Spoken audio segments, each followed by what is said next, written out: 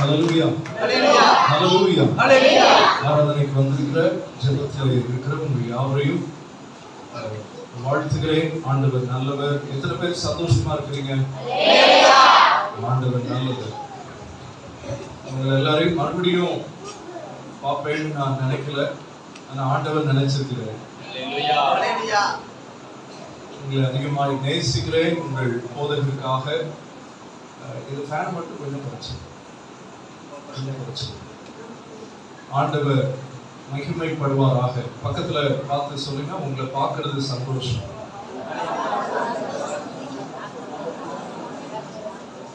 நீங்க வந்தது சந்தோஷம்.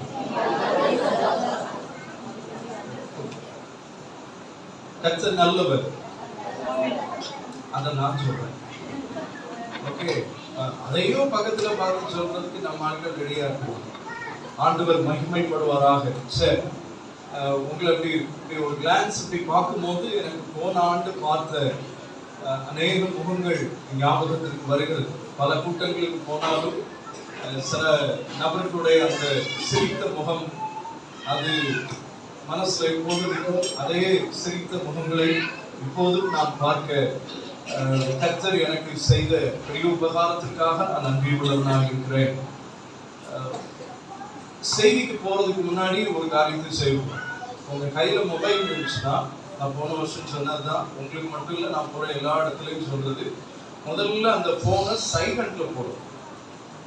சைலண்ட்ல போடலைன்னா பிசாசேன்னு சொல்லி திட்டுவேன் உங்களுக்கு ரீட் ஒன் வந்துச்சுன்னா. சரியா? அதனால போன வருஷம் நாட்கள் ஞாபகம் இருக்கா? ஞாபகம் இருக்குன்னு சொல்றாங்களா? கைவேத்தி பார்ப்போம். என்ன செய்யலாம் கூடாதுன்னு சொல்லிருக்கோம் சர்ச்சுக்குள்ள? பிள்ளைகள் அங்கும் இங்கும் ஓடக்கூடாது. பிள்ளைகள் யாராவது வச்சிருக்கிறவங்க அழுதா அந்த பிள்ளையை தூக்கிச்சு எங்க போயிடணும்? வெளியே. ஆண்டவர் சொன்னது ஞாபகம் இருக்கும் இல்லையா? நம்ம சொன்னது ஞாபகம் இருக்கு. போன சைலண்ட்ல போட்டீங்களா? Very good. ஆமா, போன் சவுண்ட் சர்ச்சுக்குள்ள கேட்கக்கூடாது. அதே மாதிரி பிள்ளைகள் அங்கும் இங்கும் நடந்து அலட்ட ஓடுறது சர்ச்சுக்குள்ள இருக்கக்கூடாது. பிள்ளைங்க யாராவது அழுதாங்கன்னா சப்புன்னு செவுட்டுல அடிச்சு, எதுல அடிச்சு? ஏன்னா எங்க அம்மா எங்களை அப்படி அடிக்க போய்தான் நான் குடியேறினாங்க. மேய விடல. எங்க அம்மா அப்பா சர்ச்சுக்குள்ள மேய விடல. சப்புன்னு அடிச்சு குப்புற படுக்க வச்சு தூங்க வச்சுருவாங்க. அதை மீறி அழுதேன்னா தூக்கிட்டு வெளியில போயிடுவாங்க. சவுண்ட கொஞ்சம் குறைச்சுங்க, ஏன்னா ஸ்லீப் வரும். கொஞ்சம் குறைச்சு கரெக்டா இருக்கு. எல்லாரும் கவனிக்கிறீங்களா? கவனிக்கிறீங்களா? கை வச்சு அதனால போன் எல்லாம் அடக்கம் பண்ணிட்டீங்களா? ரிங் வந்துச்சுன்னா உங்க போனை வாங்கி தண்ணி தொட்டிக்குள்ள போட்டுருவேன். தண்ணி இருக்குல்ல தொட்டிக்குள்ள போட்டுருவேன். அதுக்கப்புறம் எனக்கு இத்தனை ஆயிரம் போச்சு அத்தனை ஆயிரம் போச்சுங்கிற கவலையெல்லாம் நான் விட மாட்டேன். இது கர்த்தர் மட்டுமே பேசுகிற இடம். அதை மைண்ட்ல எப்போதும் வச்சுக்கோம். இது நான் இங்க மட்டும் இல்லை, எங்க சர்ச்சில் இப்ப சொல்ல வேண்டியதே இல்லை, எல்லாருக்கும் தெரியும். புதுசா யாராவது வந்திருந்தா கூட பிள்ளைகள் அழுதா அவங்க தூக்கிட்டு போட்டால் நம்ம ஆட்கள் தூக்கிட்டு வெளியில போயிடுவாங்க. ஏன்னா அது மற்றவர்களுக்கு தொந்தரவாக இருக்கும். ஆமாவா இல்லையா? அதனாலதான், வேற எதுவும் இல்லை. நீங்க என்னடா இவர் வந்தா இப்படி எல்லாம் பேசுறாரு, அதுக்குதானே கூப்பிட்டுருக்கீங்க. ஆமாவா இல்லையா? உனக்கு எங்க போட்டுருவேன்? கண்டிக்குள்ள போட்டுருவேன்னு தெரிஞ்சுதானே போட்டிருக்கீங்க. அப்போ நம்ம அந்த ஒழுங்குகளுக்குள்ள போயிடணும். கைகளை உயர்த்தி விடாமன்னு சொல்லி அருமையான தலைமை போதகருக்காக, அருமை சகோதரர் ஜார்ஜுக்காக, அவருடைய குடும்பத்திற்காக கர்த்தரை துதிக்கிறேன். ஆண்டவர் நல்லவர். அதிகமான ஓட்டங்கள் இந்த ஆண்டு ஜனவரி மாதத்திலிருந்து நான் இன்னும் கவுண்ட் பண்ணல, நாளைக்கு வேணா சொல்றேன். இது எத்தனாவது கூட்டம் இந்த ஆண்டுல? நிறைய ஓடுவதற்கு ஆண்டவர் நலன் தந்திருக்கிறார். இடங்கள்ல போய் கர்த்தருடைய வைராக்கியமான கலப்படம் இல்லாத வார்த்தைகளை பிரசங்கிக்க ஆண்டவர் கிருபை தந்திருக்கிறார். எனவே இங்கேயும் இருக்கிற இந்த 3 நாட்கள்ல ஆண்டவர் நம்மோடு பேச போகிறார். கர்த்தருடைய சத்தத்தை நாம் கேட்க போகிறோம். ஆமென். கடந்த 17 ஆண்டுகள் கர்த்தர் உங்களை எப்படி நடத்தினார்? நல்லா நடத்தினாரா? நான் சொல்ல நீங்க ஆமென் சொல்லணும். ஆச்சரியமாய் நடத்தினார், அற்புதமாய் நடத்தினார். அதிசயமாய் நடத்தினார், மேன்மையாய் நடத்தினார், மகிமையாய் நடத்தினார், வளர்ச்சிக்கு ஏற்றபடி நடத்தினார், எழுப்புதலுக்குள் நடத்தினார். கைகளை தட்டி இத்தனை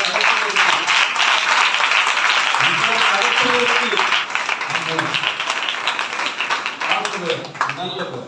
கர்த்தருடைய அழைப்பிற்காகவும் உங்கள் போதகருடைய அழைப்பிற்காகவும் நான் நன்றி செலுத்துகிறேன். கர்த்தருடைய வார்த்தைக்கு நேராக நாம் கடந்து செல்வோம். மத்தேயு எழுதின சுவிசேஷம் 28வது அதிகாரம். மத்தேயு எழுதின சுவிசேஷம் 28வது அதிகாரம் 18வது வசனத்தில் நம்முடைய கவனத்தை கொண்டு வர போகிறோம். மத்தேயு எழுதின சுவிசேஷம் 28:18. அப்பொழுது இயேசு சமீபத்தில் வந்து அவர்களை நோக்கி, வானத்திலும் பூமியிலும் சகல அதிகாரமும் எனக்கு கொடுக்கப்பட்டிருக்கிறது.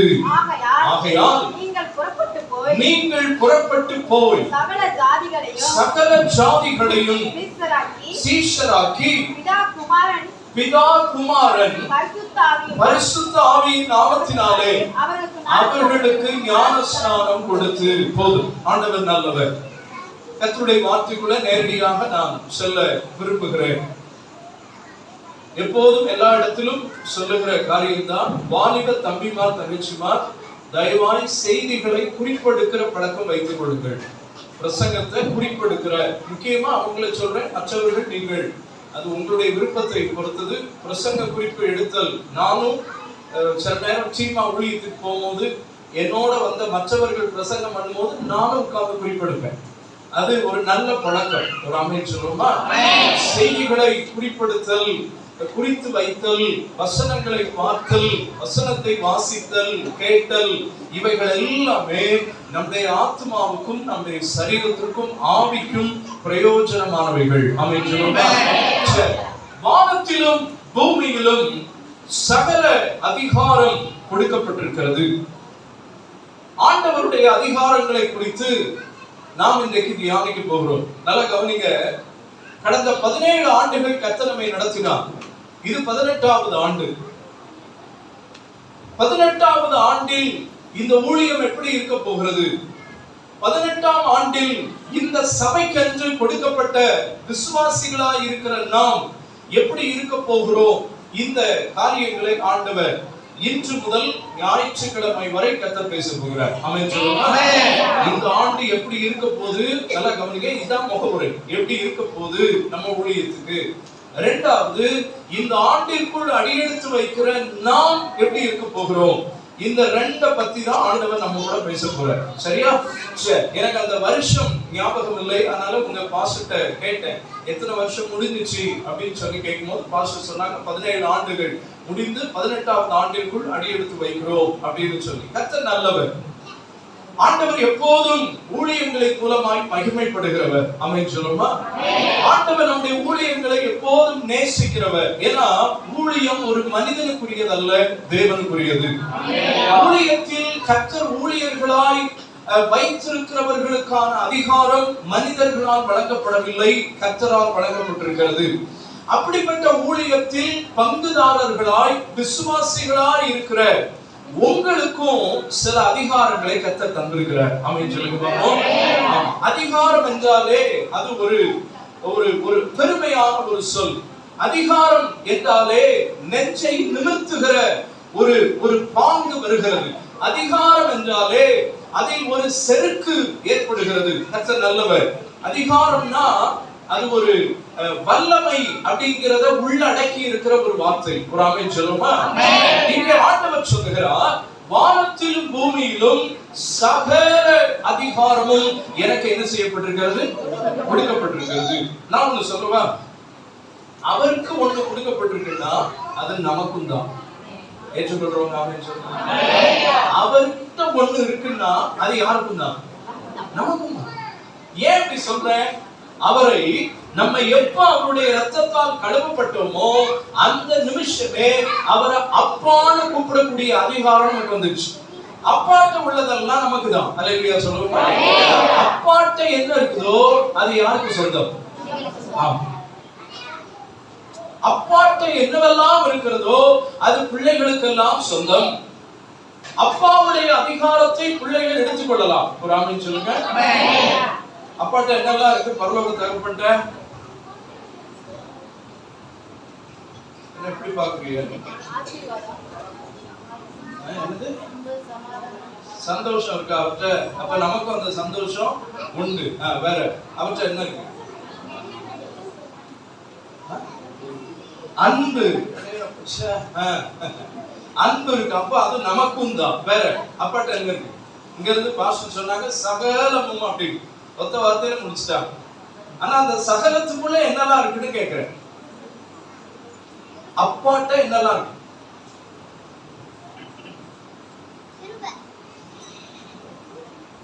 வேற என்னடா பண்றது? இங்க இருந்து வாய் திறக்கலன்னா நீங்க தான் திறக்கணும். அதுக்கு தானே உங்களை வச்சிருக்கிறேன். வசனம் இருக்கு இல்லையா? குழந்தைகள் பாலகர் வாயினாலே கர்த்தர் என்ன உண்டு பண்ணுகிறாரா? பலன் உண்டு பண்ணுகிறார். கைகளை உயர்த்தி ஒரு ஆமென் சொல்லுங்க.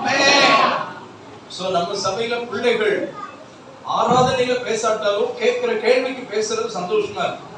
ஆண்டவர் நல்லவர், நல்ல உங்களுடைய போதகர் உங்களை நடத்துறாங்க. அதற்காக கர்த்தரை துதிக்கிறேன்.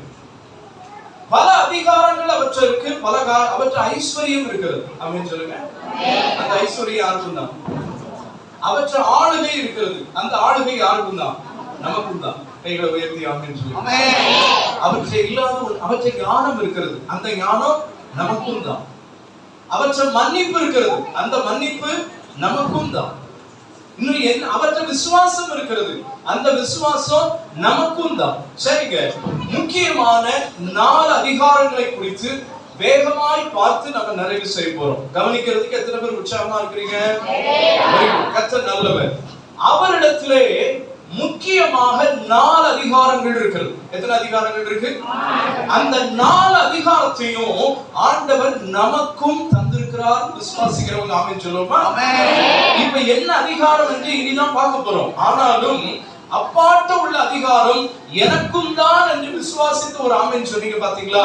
நிச்சயமாய் சொல்லுகிறேன், இந்த 18வது வருடத்துல, இந்த 18வது ஆண்டுல, இந்த ஊழியத்தினுடைய ஆரம்ப கால தொடக்க கால நாட்கள்ல இந்த அதிகாரங்களை நீங்கள் உரிமைப்படுத்திக் கொண்டால் இந்த ஊழியத்திற்கு அது ஆசீர்வாதமாக அமையும். அதாவது அதிகாரங்களை கையில வச்சிட்டு இருக்கிறது பெருசு அல்ல. அந்த அதிகாரத்தை பயன்படுத்தணும். ஆமென் சொல்லுங்க பாப்போம். அதிகாரத்தை பயன்படுத்தணும். திருப்பி நான் சொல்றது அப்படி சொல்றீங்களா? அதிகாரத்தை என்ன செய்யணும்? கையில வச்சிட்டு இருக்கிறதுனால எந்த பிரயோஜனமும் இல்லை. இப்ப உதாரணத்துக்கு சொல்றேன், உங்க கையில ஒரு 1 லட்சம் ரூபாய் நான் தரேன்னு வச்சுட்டோம். யாருக்கு வேணும்? சின்சியரா பிரதர் வைத்தியா எனக்கு ஒரு விசுவாசமே இல்லை பாருங்க. ஆனா சின்சியரா பிரதர் வைத்தினா எனக்கு வேணும். இப்ப அந்த 1 லட்சத்தை நான் அவர்கிட்ட கொடுக்குறேன். கையில வச்சுட்டு இருக்கிறது சந்தோஷமா, அதை செலவு பண்றது சந்தோஷமா? ஆனா சிலருக்கு எது சந்தோஷம் தெரியுமா? என் கையில எவ்வளவு இருக்கு? என் கையில எவ்வளவு இருக்கு? ஆக்கிரவண்டலாம். என் கையில எவ்வளவு இருக்கு? எல்லாம் போல அப்படின்னு நான் அப்படியே வந்து ஒருத்தன் சொன்னான்னா இல்ல என்னச்சு போ குடு 4 பேருக்கு, அது சந்தோஷம். தேவை உள்ள ஆட்களுக்கு அந்த 1 லட்சத்தை உனக்கு தேவையானதை வச்சுக்கோ, கொஞ்சத்தை கொடு, அதுல கொஞ்சத்தை ஆண்டவருக்கு கொடு, அதுல கொஞ்சத்தை கஷ்டப்படுறவங்களுக்கு கொடு. உங்க குடும்பத்துல என்ன தேவை உள்ள ஆட்கள் இருக்கிறவங்களோ அதுல கொஞ்சத்தை கொடுத்தா தான் அந்த 1 லட்சத்துக்கு மரியாதை, அந்த 1 லட்சத்தை கொடுத்த ஆண்டவருக்கும் சந்தோஷம். இப்போ உங்க கையிலையும் என் கையிலையும் கர்த்தர் 4 அதிகாரங்களை தருகிறார். அதைத்தான் இப்ப வேகமா பார்க்க போறோம். 1 2 3 4. இந்த 4 அதிகாரத்தையும் என்கிட்ட இருக்கு இருக்கு இருக்குன்னு மார்த்தட்டுவது முக்கியம் இல்ல.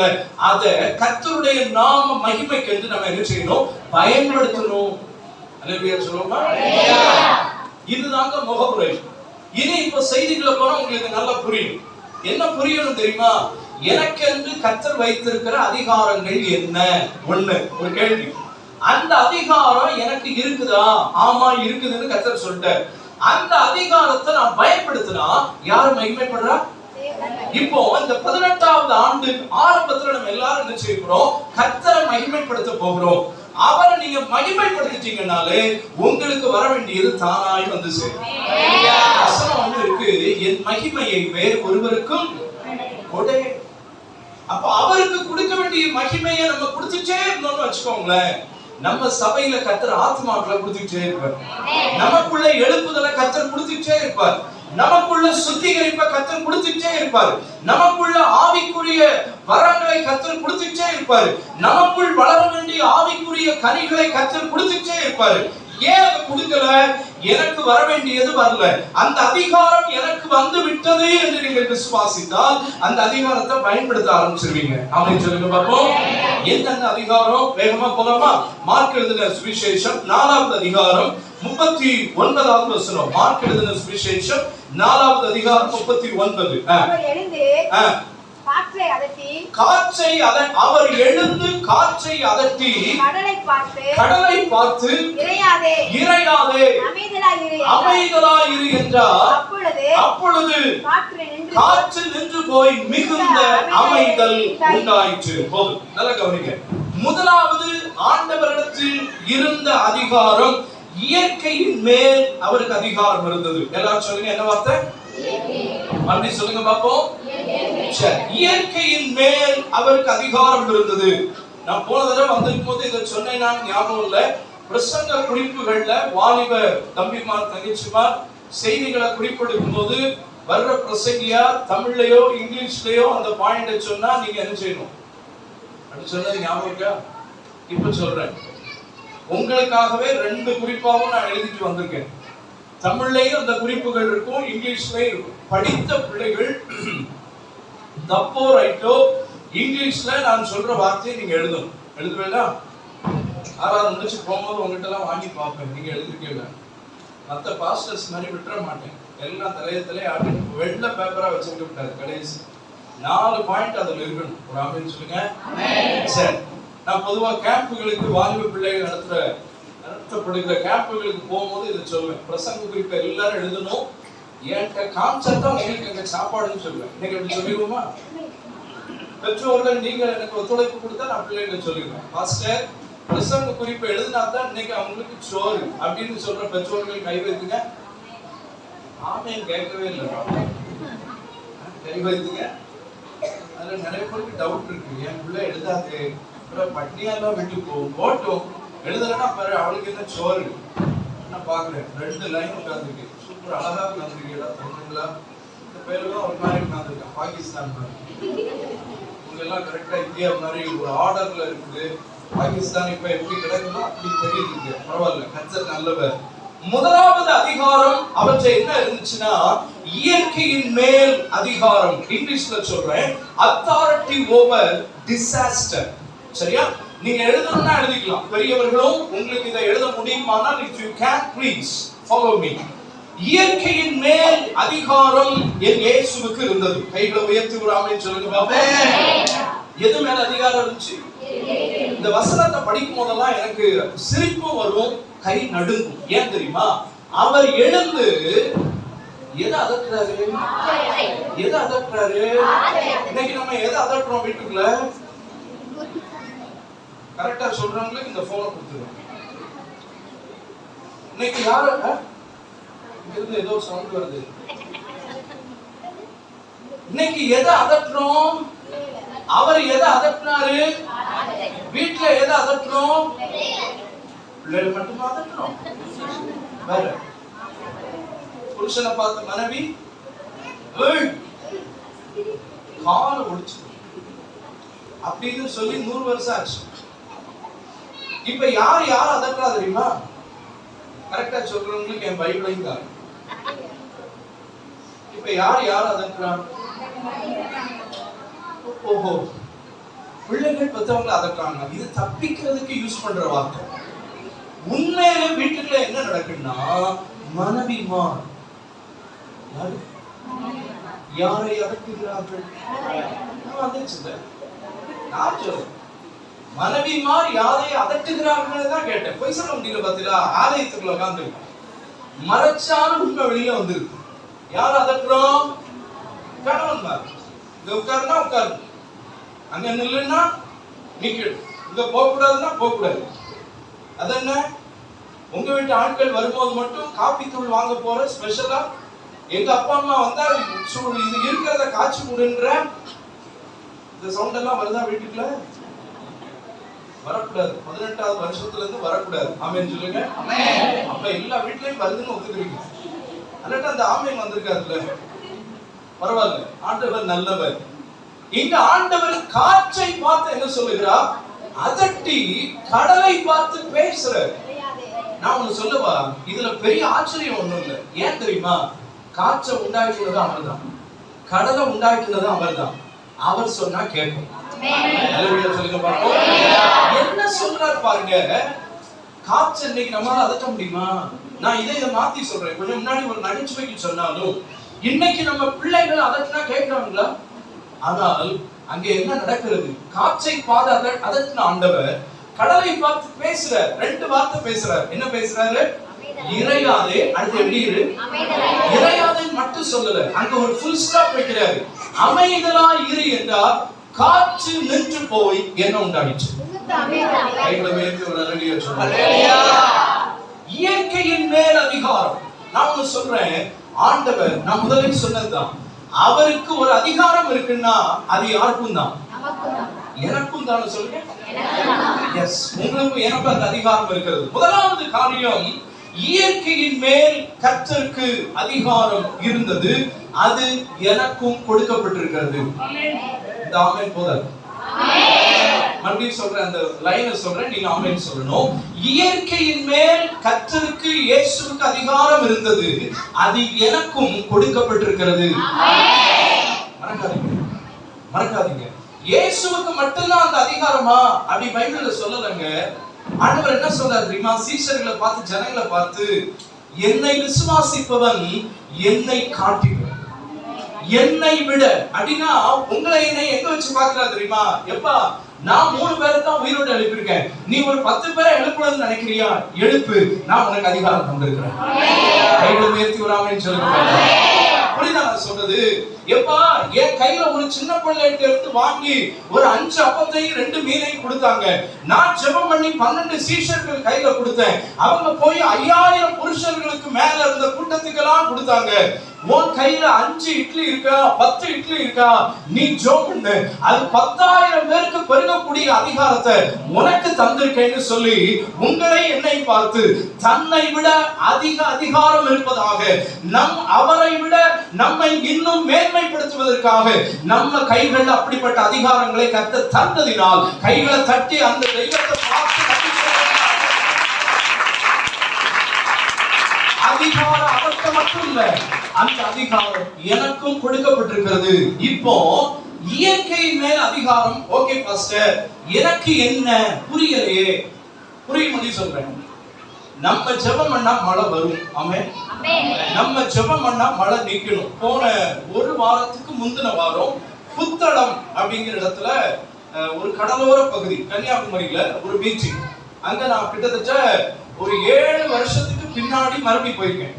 நல்ல ஒரு பெரிய சபை, பப்ளிக் மீட்டிங் வெளியில வச்சுதான் நடத்திருந்தாங்க. நல்லா கவனிங்க. அந்த மீட்டிங்க்கு போயிருக்கிறேன். காலையில போய் பஸ்ல இறங்குறேன்.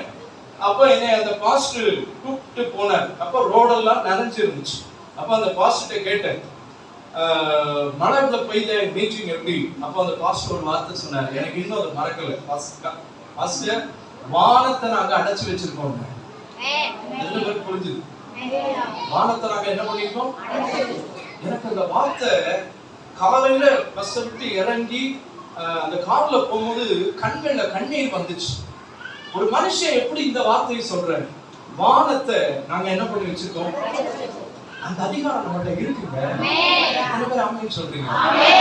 நான் நினைக்கிறேன் இந்த பகுதிகளில் உங்களுக்கு மழை தேவை. ஆமாவா இல்லையா? கடும் வெயிலும். இப்ப நீங்களும் உடனே இன்னைக்கு நைட்ல வீட்டுல போய் ஆண்டவரே வானத்தை அடைக்கிறேன்னு சொல்லிடாதீங்க. மழை நமக்கு தேவை. அல்லேலூயா சொல்லுங்க பாப்போம்.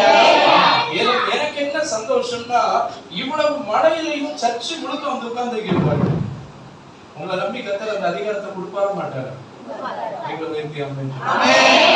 அங்கெல்லாம் எப்படின்னா, அதனாலதான் அவர் வானத்தை அடைச்சாரு. மழைன்னா ஆட்கள் வரமாட்டாங்க. இங்க மழையே பெஞ்சாலும் வந்துச்சு இல்ல, அதனால உங்களுக்கு வானத்தை நீங்க என்ன செய்ய வேண்டாம். நடந்த அற்புதத்தை சொல்றேன். நான் 3 நாள் பிரசங்கம் பண்றேன். வெளியில மீட்டிங், சர்ச்சுக்கு முன்னாடி உள்ள கிரவுண்ட்ல தான் மீட்டிங். ஒரு நாள் கூட மழை வரல. எப்ப மழை வந்துச்சு தெரியுமா? திங்கட்கிழமை சாயங்காலத்துல பெஞ்ச மழை செவ்வாய், புதன்னு தொடர்ந்துச்சு. அந்த கூட்ட நாட்கள் 3 நாட்களையும் ஒரு சொட்டு மழை விடாம கர்த்தர் அவர்களுக்கு அதிகாரத்தை கொடுத்ததுனால, அந்த அதிகாரத்தை பயன்படுத்தி அவங்க ஜெபித்ததுனால கர்த்தர் வானத்தை அடைத்தே வைத்திருந்தார். பக்கத்துல பார்த்து சொல்லுங்க, அந்த அதிகாரம் உங்களுக்குள்ளே.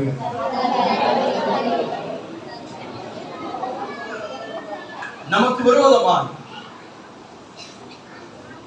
உங்க ஆசீர்வாதத்திற்கு விரோதமாய், உங்க குடும்பத்திற்கு விரோதமாய் எப்படிப்பட்ட சூழ்நிலைகள் வந்தாலும் அந்த சூழ்நிலைகளை விரட்டி அடிக்கிற அதிகாரம் உங்களுக்கு உண்டு. நீங்க என்ன செய்யணும் தெரியுமா? நான் உங்களுக்கு சொல்றேன், இதை நீங்க செய்ய போறீங்க. இது ஒரு ஒரு ஒரு பாஸ்டர் சொன்னாரு நான் செய்யறேன் அப்படி இல்ல. ஆண்டவரை விசுவாசிச்சு இதை செஞ்சு பாருங்க. ஒருவேளை உங்க வீட்டுக்குள்ள தரித்திரம் இருக்குன்னு வச்சுக்கோ. என்னது தரித்திரம்னா உங்களுக்கு தெரியும். ஏழ்மை, தரித்திரம்னா ஏழ்மை அல்ல. தரித்திரம் வேற, ஏழ்மை வேற. ஏழ்மைங்கிறது எப்போதுமே அவங்க அனுபவிச்சுட்டு அப்புறம் பின்னாடி கர்த்தரால உயர்த்தப்படுறது, ஏழ்மையிலிருந்து உயர்வது. தரித்திரம்ங்கிறது எல்லாம் இருக்கும், ஆனா அவங்களால பயன்படுத்த முடியாது. நான் சொல்றது புரியுதா? இடம் இருக்கும், விற்க முடியாது. விற்கணும்னு நினைப்பாங்க, ஆள் வராது. ஆள் உயரத்துக்கு வீட்டுல ஆள் இருக்கும், வேலை இருக்காது. இதுதான் தரித்திரம். இருந்தும் அதை பயன்படுத்த முடியாத நிலை தரித்திரம். Listen to me. இப்போ உங்க வீட்டுக்குள்ள ஏழ்மை நிலை, அதனால தரித்திரம் இருக்குன்னு வச்சுக்கோமே. குடும்பமா வீட்டுக்குள்ள உட்கார்ந்து, ஆண்டவரே இயேசுவின் நாமத்துல இனி இந்த தரித்திரம் தலை தூக்க கூடாது, அமைதியா இருன்னு சொல்லுங்க. கர்த்தர் காற்றை அதட்டினது போல உங்களுக்கு விரோதமாய் வருகிற தரித்திரத்தை அதட்டுங்கள். ஆண்டவர் காரியங்களை வாய்க்க பண்ணுவார். விசுவாசிக்கிறவங்க ஆமென் சொல்லுங்க பாப்போம். அடிக்கடி வியாதி வருதா? ஆண்டவர்கிட்ட சொல்லுங்க, ஆண்டவரே இந்த வியாதி இனி என் வீட்டுக்குள்ள வரக்கூடாது. வசனம் என்ன சொல்ல தெரியுமா? வாதை உன் கூடாரத்தை இயற்கையின் மேல் அதிகம். இத படிக்கிறதுனால வருகிற சந்தோஷத்தை விட இத உங்க வாழ்க்கையில அப்ளை பண்ணி பாருங்க. இத உங்க வாழ்க்கையில பிரயோஜனப்படுத்தி பாருங்க. எனக்கு விரோதமா இருக்கிற, எனக்கு என் குடும்பத்தில் இருக்கிற தரித்திரமோ அல்லது ஏழ்மை நிலையோ அல்லது அடிக்கடி மேற்கொள்ளுகிற பிசாசின் காரியங்களோ இயேசுவின் நாமத்துல என் குடும்பத்துக்குள்ள வரக்கூடாதுன்னு ஜெபம் பண்ணுங்க. காரணம், அந்த அதிகாரத்தை கர்த்தர் உங்களுக்குள் தந்திருக்கிறார். ஹalleluya சொல்லுமா? அதிகாரம் இருக்குன்னு சொல்றது முக்கியம் இல்ல, அதை நம்ம என்ன செய்யணும்? பயன்படுத்தணும். நீங்க அந்த அதிகாரத்தை பயன்படுத்தும் போது யார் மகிமைப்படுறா? ஏன்னா யார்கிட்ட தான் அந்த அதிகாரத்தை கேட்கறீங்க? ஆண்டவரே இந்த ஏழ்மை என்னை விட்டு போட்டும் ஆண்டவரேன்னு சொல்றீங்களே, அப்ப அவர் மகிமைப்படுறார். இந்த தரித்திரம் என் குடும்பத்தை விட்டு போகட்டும், இந்த பிரச்சனை என் வாழ்க்கையிலிருந்து போகட்டும், இந்த போராட்டம் என் பிள்ளைகளுடைய வாழ்க்கையிலிருந்து போகட்டும். அப்படி நீங்க ஜெபம் பண்ணுங்க. காற்று அமைதலானது போல உங்களுக்கு விரோதமாய் அடிக்கடி எழும்புகிற அலை போன்ற பிரச்சனைகளை அடக்கும்படி கர்த்தர் உங்களை கொண்டே அதை பயன்படுத்துவார். இதுக்கு ஒரு பெரிய ஊழியக்காரர் உங்க வீட்டுக்கு வரணும்னு அவசியம் இல்லை. இதுக்கு யாரோ பெரிய ஜெபம் பண்ற ஒரு ஆள் உங்களுக்கு வரணும்னு அவசியம் இல்லை. அடிக்கடி எழும்புகிற அலைகளை போல, அடிக்கடி எழும்புகிற இரைச்சலை போல உங்க வாழ்க்கையில் வருகிற எல்லா போராட்டங்களையும் உங்கள் ஜெபத்தினால், உங்கள் நாவில் உள்ள அதிகாரத்தினால், உங்களுக்கு கர்த்தர் கொடுத்த அதிகாரத்தினால் நீங்கள் அதை பயன்படுத்தி பாருங்கள். இயற்கை அமைதியானது போல உங்கள் குடும்பத்திற்கு விரோதமாய் அடிக்கடி அடித்துக் கொண்டிருக்கிற அலைகளும் காற்றும் இறையாமல் உங்கள் குடும்பத்திலும் மிகுந்த அமைதல் உண்டாகும்படி என் தேவன் செய்வார். குடும்பத்துக்குள்ள அமைதி வேணும்னு சொல்றோம், சீரியஸா சொல்றேன், நான் விளையாட்டுக்கு சொல்லல. பாஸ்டர் என் குடும்பத்துக்கு ஒரு அமைதி தேவை. கையில மட்டும் வைத்துங்க பார்ப்போம். அநேகருடைய குடும்பத்தில் அந்த அமைதி தேவைப்படுகிறது. இந்த அமைதிக்காக நீங்க எங்கேயும் ஓட வேண்டியதில்லை. உங்க வீட்டுக்குள்ள நீங்க நின்று, ஆண்டவரே இந்த இரைச்சல் போதும், இந்த கடங்காரன் சத்தம் போதும், எனக்கு விரோதமாய் பேசுகிற இந்த ஆட்களுடைய இரைச்சல் போதும், என் குடும்பத்துக்குள்ள ஒரு அமைதியை கொடுங்க, எனக்கு ஒரு அமைதியை கொடுங்கன்னு நீங்க ஜெபம் பண்ணுங்க. யாற்றையும் நீங்க போக வேண்டாங்க. அதிகாரம் உங்க கையில இருக்கு. அதிகாரம் உங்க கையில இருக்கு.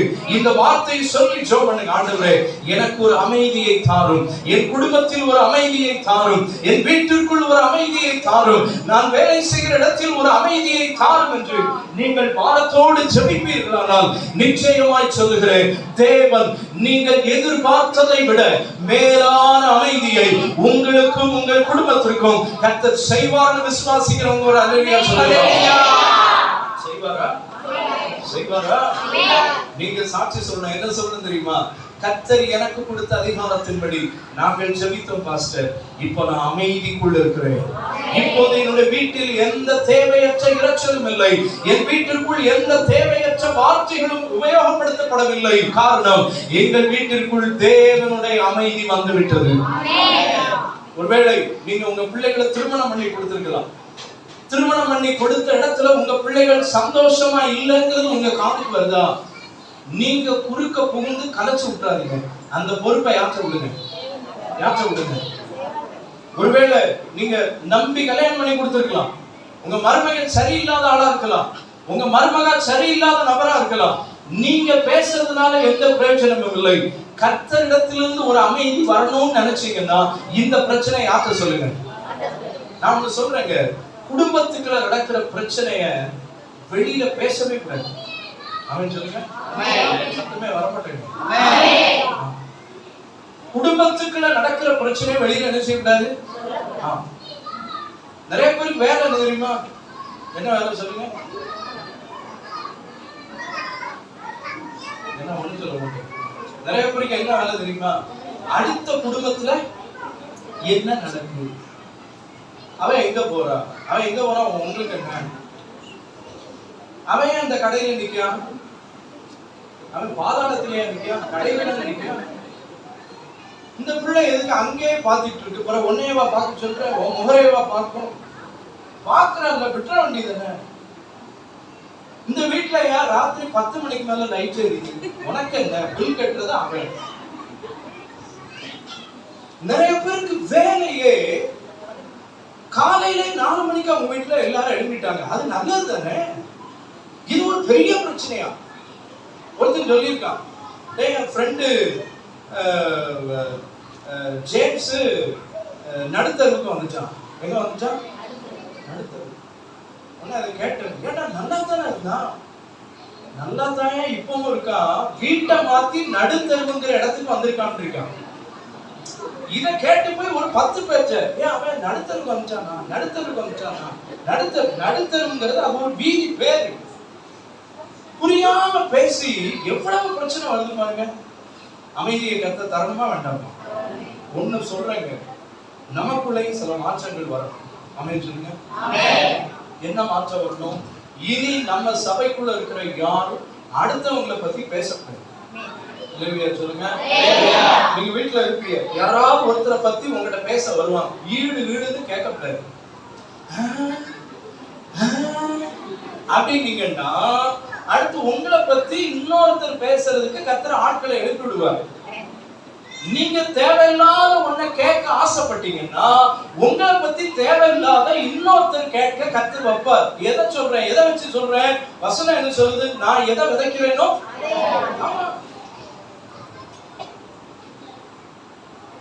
எத்தனை பேர் ஆமென் சொல்றீங்க? நம்ம வீட்டுல என்ன உண்டாகணும்? தேவையற்ற சத்தங்கள் வரக்கூடாது. இன்னைக்கு நைட்ல நீங்க வீட்டுல போய் உங்களுக்கு சாப்பாடு இருக்கு, நீங்க சாப்பிட்டு வீட்டுல போய், ஆண்டவரே எங்க வீட்டுக்குள்ள அமைதி வரட்டும் ஆண்டவரே, என் மனசுல ஒரு அமைதியை கொடுங்கப்பா. பணத்தால அமைதி இல்லாம இருக்கிறோம், தேவைகளை நிமித்த அமைதி இல்லாம இருக்கிறோம், பிரச்சனைகளை நிமித்த அமைதி இல்லாம இருக்கிறோம். இதுதான் இரைச்சல். படுத்தா தூக்கம் வரல பாஸ்டர், ஜெபம் பண்ணுங்க, ஆண்டவரே என் மனசுல ஒரு அமைதியையும் என் வீட்டுக்குள்ள ஒரு நிசப்தமான ஒரு சூழ்நிலையை கொண்டு வாங்க. நீங்கள் ஜெபித்தால் கர்த்தர் கொடுப்பார். ஏன் கர்த்தர் கொடுக்கணும்? உங்களுக்கு அந்த அதிகாரத்தை கர்த்தர் கொடுத்துட்டார். அதிகாரத்தை நம்ம பயன்படுத்தும் போது கர்த்தர் நமக்கு உதவி செய்தே ஆக வேண்டும். ஒரு ஆமென் சொல்லுமா? அப்போ 4 அதிகாரம் அவற்றிற்கு அவற்றை உள்ளதெல்லாம் நமக்கு தான். அதுல முதல் அதிகாரம் என்ன? இயற்கையின் மேல் அதிகாரம். எல்லாரும் சொல்லுங்க பாப்போம். இங்கிலீஷ்ல எழுதுறவங்க சொல்லுங்க பாப்போம். Yes, authority over disaster. இரண்டாவது காரியம் வேகமாய் பார்க்க போறோம். அதே மார்க்கு சுவிசேஷம் 5வது அதிகாரம் 1ல இருந்து சில வசனங்கள் வாசிங்க பாப்போம். பின்பு அவர்கள் கடலுக்கு அக்கறையில் உள்ள கதரேனருடைய நாட்டில் வந்தார்கள். அவர் படவிலிருந்து இறங்கின உடனே அகத்த ஆவியுள்ள ஒரு மனுஷன் பிரேத கல்லறையிலிருந்து அவருக்கு எதிராக வந்தான். அவனுடைய குடியிருப்பு கல்லறைகளே கல்லறைகளிலே இருந்தது. அவனை சங்கிலிகளினாலும் கட்ட ஒருவனாலும் கூடாது இருந்தது. போதும். சரி, கவனிங்க. நீங்க அத 1வது வசனத்திலிருந்து 13 வரைக்கும் எழுதுறவங்களுக்கு சொல்றேன், அப்படி எழுதிக்கோங்க. மார்க் எழுதின சுவிசேஷம் 5வது அதிகாரம் 1 முதல் 13 வரை. நீங்க இப்ப நேரமின்மையின் காரணமா நான் வேகமா ஓடுறேன். என்ன மேட்டர்ங்கறத மட்டும் சொல்றேன். இங்க பிசாசு பிடிச்ச ஒருத்தன் இருக்கிறான். எல்லாரும் சொல்லுங்க, யார் இருக்கிறா? ரைட். இப்போ உங்களுக்கு புரிஞ்சிருக்கும் ஆண்டவருக்கு என்ன அதிகாரம் இருக்கு. Very good. பிசாசுகளை துரத்துகிற அதிகாரத்தை கர்த்தர் வைத்திருந்தார். கைகளை உயர்த்தி ஒரு அல்லேலூயா சொல்லுங்க. அல்லேலூயா. நான் மறுபடியும் சொல்றேன், அவற்றை இருக்குன்னா அது யாருக்கும் தான். அப்ப அவற்றை இருக்கிறது என்ன? முதல்ல சொன்ன இயற்கையின் மேல் அதிகாரம், இரண்டாவது பிசாசின் மேல் அதிகாரம். எழுதுறவங்களுக்கு சொல்றேன், authority over demon. DEMEN, demon. Authority over demon. சரியா? ஓகே. கவனிங்க. இயற்கையின் மேல் மாத்திரம் ஆண்டவருக்கு அதிகாரம் இல்லை, பிசாசின் மேலும் ஆண்டவருக்கு அதிகாரம் இருக்கிறது. கைகளை உயர்த்தி ஒரு அல்லேலூயா. அல்லேலூயா. எஸ். எத்தனை பேர், நான் இப்ப கேக்குறேன், நீங்க பதில் சொல்ல போறீங்க. எத்தனை பேர் பிசாசு துரத்திருக்கீங்க? யாருமே துரத்துனது இல்லையா? உங்களை தான் துரத்திருக்காங்க. பர்னபாஸ் டேனியல்னு ஒருத்தர் எனக்கு நல்ல ஃப்ரெண்டு. ஒருவேளை ஐயாவுக்கு தெரிஞ்சிருக்கலாம், பாஸ்டர் ஐயாவுக்கு. திருநெல்வேலியில் இருக்கிறான். நல்ல வெளிப்பாடு, நல்ல கிருபைகள், தீர்க்கதரிசன ஆவி உண்டவர். நான் வாலிப நாட்கள்ல நடந்ததை சொல்றேன். அவர் நல்ல தீர்க்கதரிசனம் சொல்லுவார். நீங்க போய் அவர்கிட்ட ஜெபம் பண்ணா போதும், உங்க தலையில கை வச்சு நடந்தது, நடந்துட்டு இருக்கிறது, நடக்க போறதெல்லாம் கர்த்தர் அவர் மூலம் பேசிடுவார். அவ்வளவு வல்லமை. அப்போ காரியாப்பட்டின்னு ஒரு ஊர். நான் இப்போ ஒரு எங்க சித்தப்பாட்ட அசிஸ்டண்டா இருந்தேன் விருதுநகர்ல. ஃபர்ஸ்ட் தர்மராஜ்ட்ட அசிஸ்டண்டா இருந்தேன். அப்போ ஆராதனை நடத்துறதுக்காக அந்த காரியாப்பட்டிக்கு போயிருக்கேன். பிரசங்கியார் யாருன்னா அந்த பர்னபாஸ் டேனியல். மீட்டிங் முடிஞ்சது. அங்க ஒண்ணு ஆடுது. என்னது ஆடும்? பிசாசு ஆடு. அப்ப அந்த பாஸ்டர் பேர் விக்டர். இப்ப அவர் உயிரோட இல்ல. அவர் வந்து ஐயாவை கூப்பிடுறாரு. நான் ஆராதனை முடிச்சிட்டு ஆட்கள் சிலர் ஜெபம் பண்ண வர்றாங்க. ஐயாட்ட ஜெபம் பண்ணிட்டு இருக்கா, நான் பக்கத்துல உட்கார்ந்துருக்கேன். அப்ப அந்த பாஸ்டர் வந்தாரு. ஐயா, ஒண்ணு ரொம்ப ஆடுது, நீங்க வந்து தலையில கை வச்சு என்ன செய்யுங்க, ஜெபம் பண்ணுங்க. இதுக்காகவே கூட்டத்துக்கு கூட்டு வந்திருக்காங்க. அப்ப அவர் சொன்னாரு, எனக்கெல்லாம் அது ஓடாதுன்னு. என்ன சொன்னாரு? ஏன்னா அவர் என்ன நினைக்கிறார்னா, எனக்கு அந்த அதிகாரம் இல்லை. எனக்கு கொடுக்கப்பட்ட ஒரு கிருபை தீர்க்கதரிசன ஆவி, அவ்வளவுதான். வெளிப்பாடு எனக்கு உண்டு, இதெல்லாம் நம்ம துரத்த முடியாது பாட்டு. உடனே அவர் விடுற மாதிரி இல்ல, அந்த ஃபேமிலியும் விடுற மாதிரி இல்ல. கடைசியில போல இது ஒரு நகைச்சுவையான காரியம் தான். நீங்க ரொம்ப சீரியஸா பார்த்து என்னையும் ஒரு மாதிரி ஆக்கி விட்டுறது. அப்போ அவர் அப்படி நின்னார். உடனே அந்த ஒரு வாலிப பிள்ளை, அந்த ட்ரெஸ்ஸை பத்திலாம் கவலை இல்லை, ஒரு மாதிரி முடிய விரிச்சு ஆடு. உடனே இவரு என்கிட்ட சொல்றாரு, அங்க இருந்து வரும்போது, எப்பா எனக்கு போவாதுப்பா அப்படின்னா. சரி பரவாயில்ல, கை வச்சு விடுங்க அப்படின்னா. இவர் போய் நேர இயேசுவின் நாமத்துல போ அப்படின்னாரு. உடனே அது இவரை பார்த்து போக மாட்டேன் அப்படின்னு. உடனே இவரு அப்ப இருந்து கொண்டேன். இது நான் புக்ல படிச்சது இல்ல, லைவா நான் பார்த்தது, நேர பார்த்தது. வேகமா சொல்ற இயேசுவின் நாமத்துல போ அப்படின்னாரு. உடனே அது போக மாட்டேன் அப்படின்னு. அப்ப இருந்துக்கோ அப்படின்னு. நான் சொன்னேன், இப்படி செய்வேல அங்கிள் அப்படின்னு. எப்பா நான் முதல்ல என்ன சொன்னேன் பத்தி, அது என்ன இந்த கேள்வி கேட்குது. நான் 1000 பேருக்கு தீர்க்கதரிசனம் சொல்லியிருக்கேன். போமாட்டேன்னு சொன்ன முதல் பிள்ளை இவா தான். நான் சொன்னேன், அந்த பிள்ளை சொல்லல, சொன்னது யாரு? உள்ள ஆவி. இது ஒரு நகைச்சுவையா இருந்தாலும், நீங்க இந்த 18வது வருஷம் அடியெடுத்து வைக்கும் போது பிசாசுகளை துரத்துகிற வல்லமை உள்ளவர்களாய் மாறுவீர்கள். கரங்களை தட்டி கர்த்தரை மகிமைப்படுத்துங்க.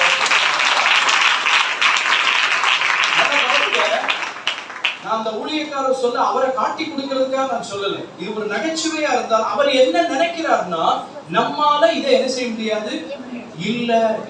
இயேசுவின் நாமத்தினால ஊழியக்காரர் மட்டும் இல்ல, ஒரு சின்ன பையன் ஒரு பிசாசு அதட்ட முடியும்.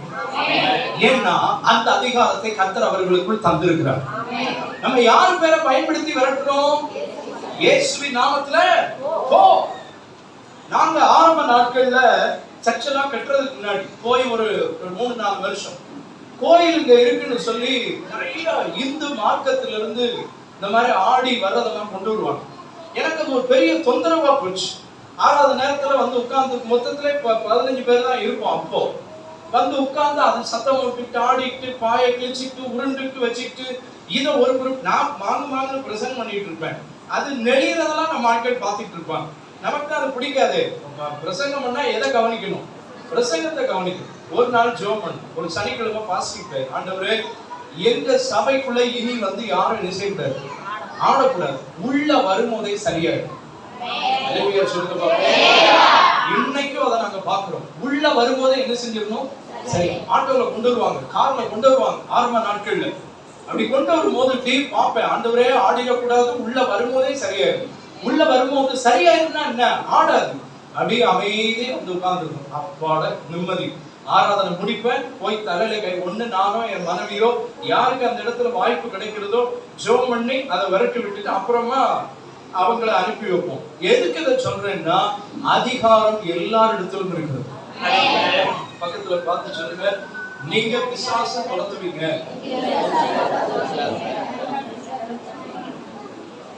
எத்தனை பேர் விசுவாசிக்கிறீங்க? பிசாசை துரத்துறதுக்கு 3 வருஷம் பைபிள் காலேஜ் போக வேண்டியது இல்லை. நான் சொல்றது உங்களுக்கு புரியுதா? எங்க சபையில வள்ளின்னு ஒரு சிஸ்டர் இருக்கிறாங்க. வள்ளி படிப்பே கிடையாது. அவங்க வீட்டுல நடக்கிற ஆராதனைன்னா நம்ம சர்ச் ஆட்கள் யாராவது போய் அங்க நடத்திட்டு வருவாங்க. வீட்டு ஜெப கூட்டம் ஒவ்வொரு ஞாயிற்றுக்கிழமையும் சாயங்காலம் நடக்கும். இப்போ 35ல இருந்து 40 பேர் வராங்க அந்த வீட்டு ஜெப கூட்டத்துக்கு. ஏன் தெரியுமா அந்த அம்மாட்ட வராங்க? கை வச்சா பிசாசு நடுங்கும். படிப்பு இல்ல. அந்த அம்மா ஒரு நாள் என்ன கேட்டாங்க, ஐயா நிறைய ஐயா தான் கூப்பிடுவாங்க, அது ஒரு கிராம பகுதியில இருந்து வருவாங்க, இப்படி நிறைய வந்து ஆடுது, எனக்கு பயமா இருக்குன்னு. நான் சொன்னேன், உங்களுக்கு அந்த அதிகாரம் இருக்கு. என்ன அதிகாரம் ஐயா? நீங்க கை வச்சு ஜெபம் பண்ணுங்க. ஒருவேளை உங்ககிட்ட அறகுறை ஜெபம் இருந்துச்சு, ஒரு விசுவாசம் இல்லையா, தலையில டைரக்டா கை வைக்காம பைபிளை எடுத்து அந்த தலையில வைங்க, அல்லட்டா அவங்க மேல வைங்க, கர்த்தர் விடுதலை கொடுப்பாருன்னு. இந்த அதிகாரம் பெற்றுக்கொள்ள நான் என்ன செய்யணும்னு கேட்டான். ஒன்னும் செய்ய வேண்டாம், நல்ல ஜெபத்துல இருங்க. ஞாயிற்றுக்கிழமை காலையில இருந்து, ஆண்டவரே இன்னைக்கு சாயங்காலம் என் வீட்டுல நடக்கிற ஆராதனைக்கு யாராவது ஆடிட்டு வந்தா விசுவாசத்தோட அவங்க தலையில கை வைக்கும் போது பிசாசு ஓடிடணும்னு ஜெபம் பண்ணுங்க, உங்களுக்கு அந்த அதிகாரம் வந்துரும்னு. இப்போ 2 பேர்ல இருந்த அந்த கூட்டம் இப்ப எவ்வளவு பேர் வந்துட்டாங்க? 35 பேருக்கு மேல. போன வாரம் அந்த அம்மா பேசுறாங்க. ஒரு 2 அது சாதாரணம், இப்ப சாதாரணம் ஆயிடுச்சு அந்த அம்மாவுக்கு. ஏன்னா இப்ப நான் சொன்னேன், நம்ம சர்ச்சில் ஒரு ஸ்பெஷலிஸ்ட் இருக்காங்க. என்ன ஸ்பெஷலிஸ்ட்?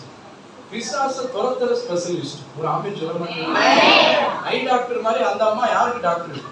பிசாசை துரத்துற டாக்டர். அவர் சொல்றாங்க, ஒரு 2 வந்துச்சு பாஸ்டர், நீங்க முன்னாடி சொல்லி கொடுத்தீங்கல்ல, அப்படிதான் என்கிட்ட பேசும். கை வச்ச அலறி அடிச்சு ஓடிடுச்சு. அம்மாவுக்கு இப்போ பயங்கர சந்தோஷம். என்ன தெரியுமா? நம்ம கை வச்சாலும் பிசாசு என்ன செய்யுது? ஓடும். நம்ம படிப்பு அவசியம் இல்லைங்க.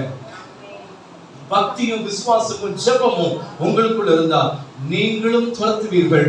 துரத்தப்பட்டது பிசாசா இருக்கும், அந்த ஆத்மாவை உங்கள் சபைக்கு கொண்டு வர கர்த்தர் உதவி செய்வார். விசுவாசிகளுக்கு ஆமென் சொல்லுங்க பாப்போம். கர்த்தர் உங்களை பயன்படுத்துவாரா இல்லையா? இந்த 18வது வருஷம் நான் சொன்ன உதாரணங்கள் எல்லாம் உங்க மைண்ட்ல இருக்கட்டும். பயன்படுத்த யோசித்த ஊழியக்காரர் ஒரு பக்கம், சொல்லி கொடுத்ததுக்கு அப்புறம் அதை பிடிச்சிட்டு இன்னைக்கும் துரத்துற ஒரு விசுவாசி இன்னொரு பக்கம். நீங்க யாரா இருக்க போறீங்க? அந்த விசுவாசியை போல நீங்க மாறுங்க. சகோதரி வள்ளியை போல நமக்குள்ள அந்த விசுவாசம் வரட்டும்.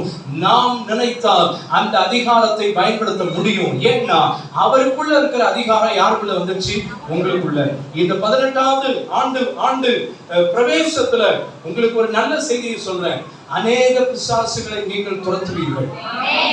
அப்படி துரத்தப்பட்ட குடும்பங்களிலிருந்து புதிய ஆத்துமாக்களை கர்த்தர் சபைக்குள் கொண்டு வருவார். விசுவாசிகளுக்கு ஆமென் சொல்லுமா? கர்த்தர் செய்வாரா மாட்டாரா? இதுக்கு நீங்க ஒரு நம்ம பாஸ்டர் கூப்பிடணும் நினைக்காதீங்க. உங்க கையில அந்த அதிகாரம் இருக்கிறது, உங்களுக்குள்ள அந்த அதிகாரம் இருக்கு. பாஸ்டர் நான் கை வச்சா ஓடுமா? விசுவாசித்தால் ஓடும். கை வைக்கிறது கையா இருக்கலாம், ஆனா உங்களுக்குள்ள என்ன இருக்கணும்? விசுவாசம். என்ன விசுவாசம்? என்னாலும் இந்த பிசாசை துரத்த விசுவாசிக்கிறவங்க ஆமென் சொல்லுங்க பாப்போம். 3வது அதிகாரம், வேகமா போலாமா? 3வது அதிகாரம். முதல் அதிகாரம் என்ன? எல்லாரும் சொல்லணும். என்ன அதிகாரம்? 2வது அதிகாரம் என்ன? இங்கிலீஷ்ல முதல்ல என்னது? Authority over disaster. 2வது அத்தாரிட்டி ஓவர் டீமன். மூணாவது வாசிங்க பாப்போம். மார்க் 5வது அதிகாரம் 25ல இருந்து வாசிங்க பாப்போம். அப்பொழுது 12 வருஷமாய் பெரும்பாலுள்ள ஒரு ஸ்திரீ அநேக வைத்தியர்களால் சுகமாயின்னு போடல, என்ன போட்டிருக்கு? அநேக வைத்தியர்களால் மிகவும் தனக்கு உண்டானவைகளை எல்லாம் செலவு செய்து கொஞ்சம் கூட குணமடையாமல் அதிக வருத்தப்படுகிற போது, இது என்னது? இது எல்லாரும் சொல்லுங்க, என்னது இது? அப்ப மூணாவது எது மேல அதிகாரம் நமக்கு இருக்கு? முதல்ல எது மேல அதிகாரம்? இயற்கையின் மேல் அதிகாரம். இரண்டாவது எதின் மேல் அதிகாரம்? பிசாசின் மேல் அதிகாரம். மூணாவது எதின் மேல் அதிகாரத்தை பார்க்க போறோம்? வியாதிகளின் மேல். கைகளை உயர்த்தி ஒரு அருமையா சொல்லுங்க. எங்க நம்ம சபைக்கு பாலாஜின்னு சொல்லி ஒரு பல் டாக்டர், பல்லுக்கு மருத்துவம் பார்க்கிற ஒரு டாக்டர். இயேசுவா அவருக்கு பிடிக்காது. எல்லாம் கவனிக்கிறீங்களா? இயேசுவா அவருக்கு பெரிய குடும்பம், அவங்க குடும்பம். நம்ம அந்த போன முதல்வரா ஒருத்தர் இருந்தாரு, யார ஒரு பேர் என்ன, அந்த ஊருக்கார் தான், எடப்பாடி பழனிசாமி. இவங்க குடும்பத்துல எந்த நல்லது கெட்டனாலும் சிஎம் வருவார். அப்போ அப்படி ஒரு பெரிய குடும்பம். அதிகம் அவங்க அப்பா காங்கிரஸ்ல உள்ள ஒரு முக்கியமான, நான் சொல்ற அந்த பாலாஜியினுடைய அப்பா. நல்லா கவனிக்க, இது உயிருள்ள சாட்சி, இன்னைக்கு சபையில இருக்கிற ஒரு சாட்சி. அவர் பல் டாக்டர், ஆனா அவருக்கு வந்ததோ தோல்வியாதி. என்ன வியாதி? தோல்வியாதி. கையெல்லாம் புண்ணு இருந்தா யாராவது அவர்கிட்ட போவாங்களா ட்ரீட்மெண்ட்டுக்கு? ஏன்னா அவர் கை வச்சுதான் ட்ரீட்மெண்ட் பார்க்கணும். கையெல்லாம் புண்ணு, இப்படி கையை பிரிக்க முடியாது. கையை எப்படி செய்ய முடியும்? இப்படிதான் கையெல்லாம் கீழலாம் தோல் வெடிச்சு வெடிச்சு. ஒரு கிரீம் போடுவார், ஒரு எண்ணெய் மாதிரி ஒண்ணு போடுவார், போட்டா ஒரு 5 நிமிஷம் நல்லா இருக்கும், அடுத்து ஒரு மாதிரி ஆயிடும். இப்படிப்பட்ட ஒரு நிலையில் கிளினிக்கு போக முடியாம, வெளியில தலை காட்ட முடியாம வீட்டிலேயே இருக்கிறார். அவருடைய மனைவி செயலரா இருக்கிறாங்க, பியூட்டி பார்லர் வச்சிருக்கிறாங்க. இளம்பிள்ளையில நாங்க இருக்கிற ஊர்ல பெரிய பார்லர் அவங்க தான். நல்ல நிறைய 4-5 மிஷின் போட்டு நல்ல ஒரு வேலை செய்யறோம். என்னுடைய மனைவி அந்த கடைக்கு தான் ட்ரெஸ் தைக்க போவோம். அப்படி போகும்போது ஒரு தடவை ஒன்றும் போட்டிருக்க மாட்டேன், காதுல கழுத்துல ஒன்றுங்கெல்லாம் நிறைய போட்டிருக்கேன். என் மனைவிலாம் ஒன்றும் போட மாட்டேன். அப்ப பார்த்த உடனே நீங்க ஏன் இப்படி இருக்கீங்கன்னு கேட்கும்போது, அந்த சிஸ்டர், அவங்க பேர் நந்தினி. அப்ப நான் வந்து ஒரு பாஸ்ட் ஒய்ஃப், கிறிஸ்டியன்ஸ்னா இதெல்லாம் போடக்கூடாதா அப்படின்லாம் இல்லை, எனக்கு இது ஒரு பிரதிஷ்டை அர்ப்பணிப்பு, நான் கடத்திருக்கேன், இப்படி ஒரு பாஸ்டர் கல்யாணம் பண்ணிருக்கேன்னு சொல்லி சொன்னதுக்கு அப்புறம் மெதுவா அந்த சிஸ்டர் பேசுறாங்க. என்ன பேசுறாங்க தெரியுமா? சிஸ்டர், கிறிஸ்தவங்க மேல எங்களுக்கு ஒரு நம்பிக்கை உண்டு, நீங்க பிரார்த்தனை பண்ணா வியாதி மாறுமே. பாத்தீங்களா? அப்போ நம்மளை பத்திய வெளியே உள்ள ஆட்களுடைய நம்பிக்கை என்ன? நம்ம ஜெபம் பண்ணா வியாதி மாறும். அப்போ என்னுடைய மனைவி சொல்லிடுறா, ஆமா சிஸ்டர், ஏன் இல்ல, என்னுடைய கணவனார் ஒரு பல் டாக்டர், அவருடைய சரீரத்துல உடம்புல எப்படி சில பிரச்சனைகள், நீங்க எங்க வீட்டுக்கு பிரேயர் பண்ண வருவீங்களா? கண்டிப்பா வரேன்னு சொல்லி, அதுக்கு முன்னாடி நான் சொல்றேன், கிட்டத்தட்ட 4-5 ஆண்டுகள் அந்த ஸ்கின் வியாதிக்காக, தோல் வியாதிக்காக அவர் பண்ண செலவு 20 லட்சத்துக்கு மேல. எவ்வளவு? இப்ப நம்ம ஆண்டவர் வீட்டுக்குள்ள போக போறேன், என் மனைவிக்குள்ள இருக்கிற நம்ம ஆண்டவர் வீட்டுக்குள்ள போக போறேன். அவர் படுத்திருக்கிறார். படுத்திருக்கும் போது என் மனைவியை பார்த்த உடனே அவருக்கு பிடிக்கல. என்ன போடல? கிறிஸ்தவங்கனாலே அவருக்கு என்ன செய்யாது? பிடிக்க. போன உடனே, யார் நீங்க? என் மனைவியை பார்த்து, இந்த மாதிரி உங்க மனைவி தான் என்னை என் வீட்டுக்கு வர சொன்னாங்க அப்படின்னு. பின்னாலே அவங்க மனைவியும் வந்திருக்காங்க. அப்ப எனக்கு யாரும் என் மேலாம் கை வைக்க கூடாது, என் கடவுள் என்னை குணமாக்காம என்ன செய்ய மாட்டாரு, விட மாட்டாரு. அப்போ அவங்க மனைவி அழுதுக்கிறாங்க, எங்க 4 வருஷம் ஆச்சு நீங்க நல்லா இருந்து இவ்வளவு கஷ்டப்படுறீங்க, வீடு தேடி இந்த அக்கா வந்திருக்காங்க நமக்கு பிரேயர் பண்ண, தயவு செய்து நீங்க கொஞ்சம் பொறுமையா இருங்க, இவங்க ஜெபம் பண்ணட்டும், இந்த ஒரு தடவை மட்டும் நீங்க வாய்ப்பு கொடுங்க. முடியவே முடியாது, அவங்கள வெளியே போக சொல்லு. என் மனைவி என்ன பண்ணிட்டா, வாசல்லே நிக்கிறா, நின்று ஜெபம் பண்றான், ஆண்டவரே வெளியே போங்கன்னு சொல்ற இதே வாய் என்னை கூப்பிடும். சில நிமிஷத்துல அப்படி சொன்னவரு, வாங்கம்மா வந்து தொட்டுட்டு போங்க, எரிச்சல் போதுங்க நமக்கு இந்த வாய்ப்பு. எத்தனை பேர் ஆமென் சொல்றீங்க? வாங்கம்மா வந்து தொட்டுச்சு போங்க. உடனே என் மனைவிக்கு இது கிடைச்சா போதாது, அவளுக்கு மதுரைக்காரி வேற, பில்லி. என் மனைவி பத்தி சொல்லு, என்ன பண்ணிட்டா, சிஸ்டர் ஒரு எண்ணெய் எடுங்க. எண்ணெயெல்லாம் வைக்க கூடாது, எண்ணெய் எடுங்க. ஏன்னா இப்ப அதிகாரம் நம்மகிட்ட வந்துருச்சு. வாங்க வந்து தொட்டுட்டு மனைவி அந்த எண்ணெயை எடுத்து ஒரு ஜெபம் பண்ணி தலையிலாம் வைக்கிறது. ஏன்னா அவருக்கு கைதான் பயங்கர பிரச்சனை, உடம்பு முழுக்க பிரச்சனை.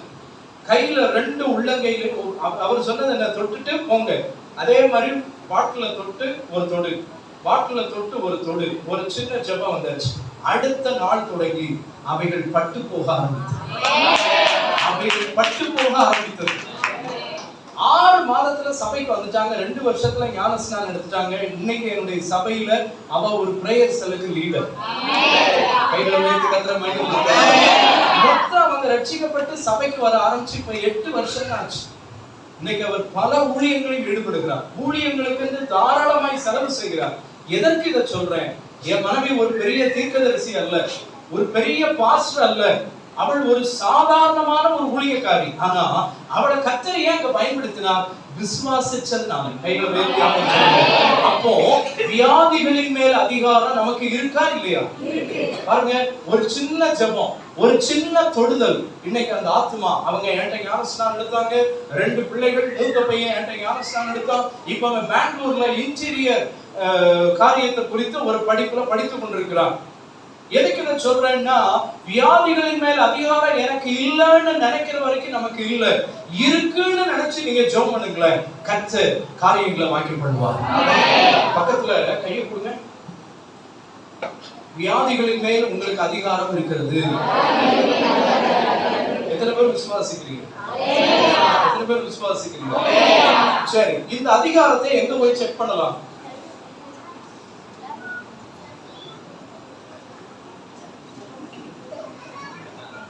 நிறைய பேர் வலிக்குது, எங்க போய் செக் பண்ணாங்க?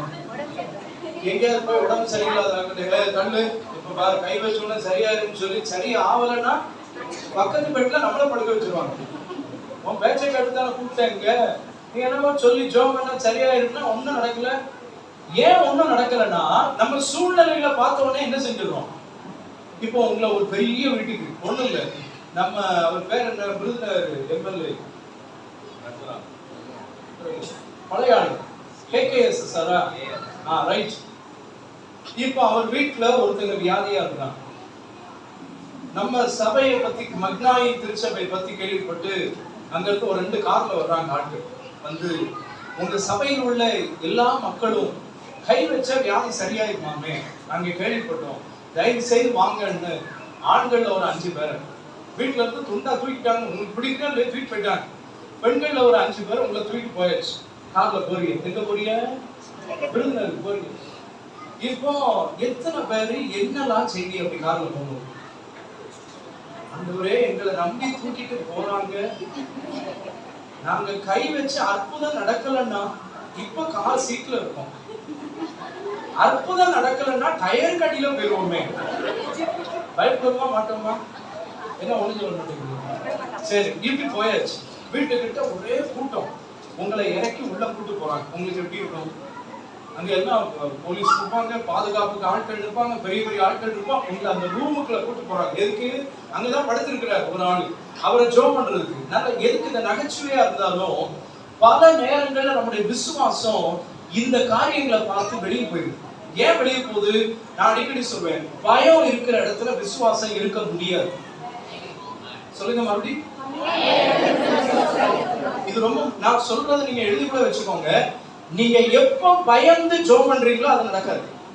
ஒரு வியாதியை பார்த்து பயந்துச்சீங்கன்னா நீங்க ஜோம் பண்ணாலும் அந்த வியாதி சுகமாகாது. ஏன்னா நீங்க பயந்தது நிமித்தம் ஏற்கனவே நீங்க ஜெபம் பண்ணி வச்சிருந்த விசுவாசம் எங்க போயிருது?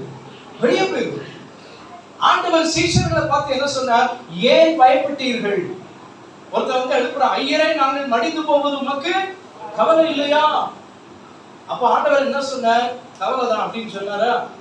ஏன் உங்களுக்கு விசுவாசம் இல்லாமல் போயிடுச்சு கேட்பார் ஒரு இடத்துல. இன்னொரு இடத்துல ஏன் நீங்க பயந்தீங்க? ஏன் நீங்க உங்களுக்கான அதிகாரத்தை பயன்படுத்தல? எது வரைக்கும் நான் உங்களோட இருப்பேன்? இதெல்லாம் கர்த்தர் பேசுகிறார். இப்ப அந்த நம்ம அவர் சீனியர் வீட்டுக்கு விருதுநகர்ல அந்த ரூமுக்கு போற வரைக்கும் உங்களுடைய உள்ள எப்படி இருக்கும்? படபடன்னு இருக்குமா? இந்த படபடப்புல என்னது வெளியே போயிடும்? நான் சொல்றேங்க, மரிச்ச இடத்துல உங்களை கூப்பிட்டு ஜோம் பண்ண சொன்னாலும் துணிஞ்சு போங்க. கர்த்தர் ஒருவேளை எழுப்பலாம். கைகளை வைத்து ஆமென் சொல்லுங்க. மரித்தவங்களா இருக்கலாம்.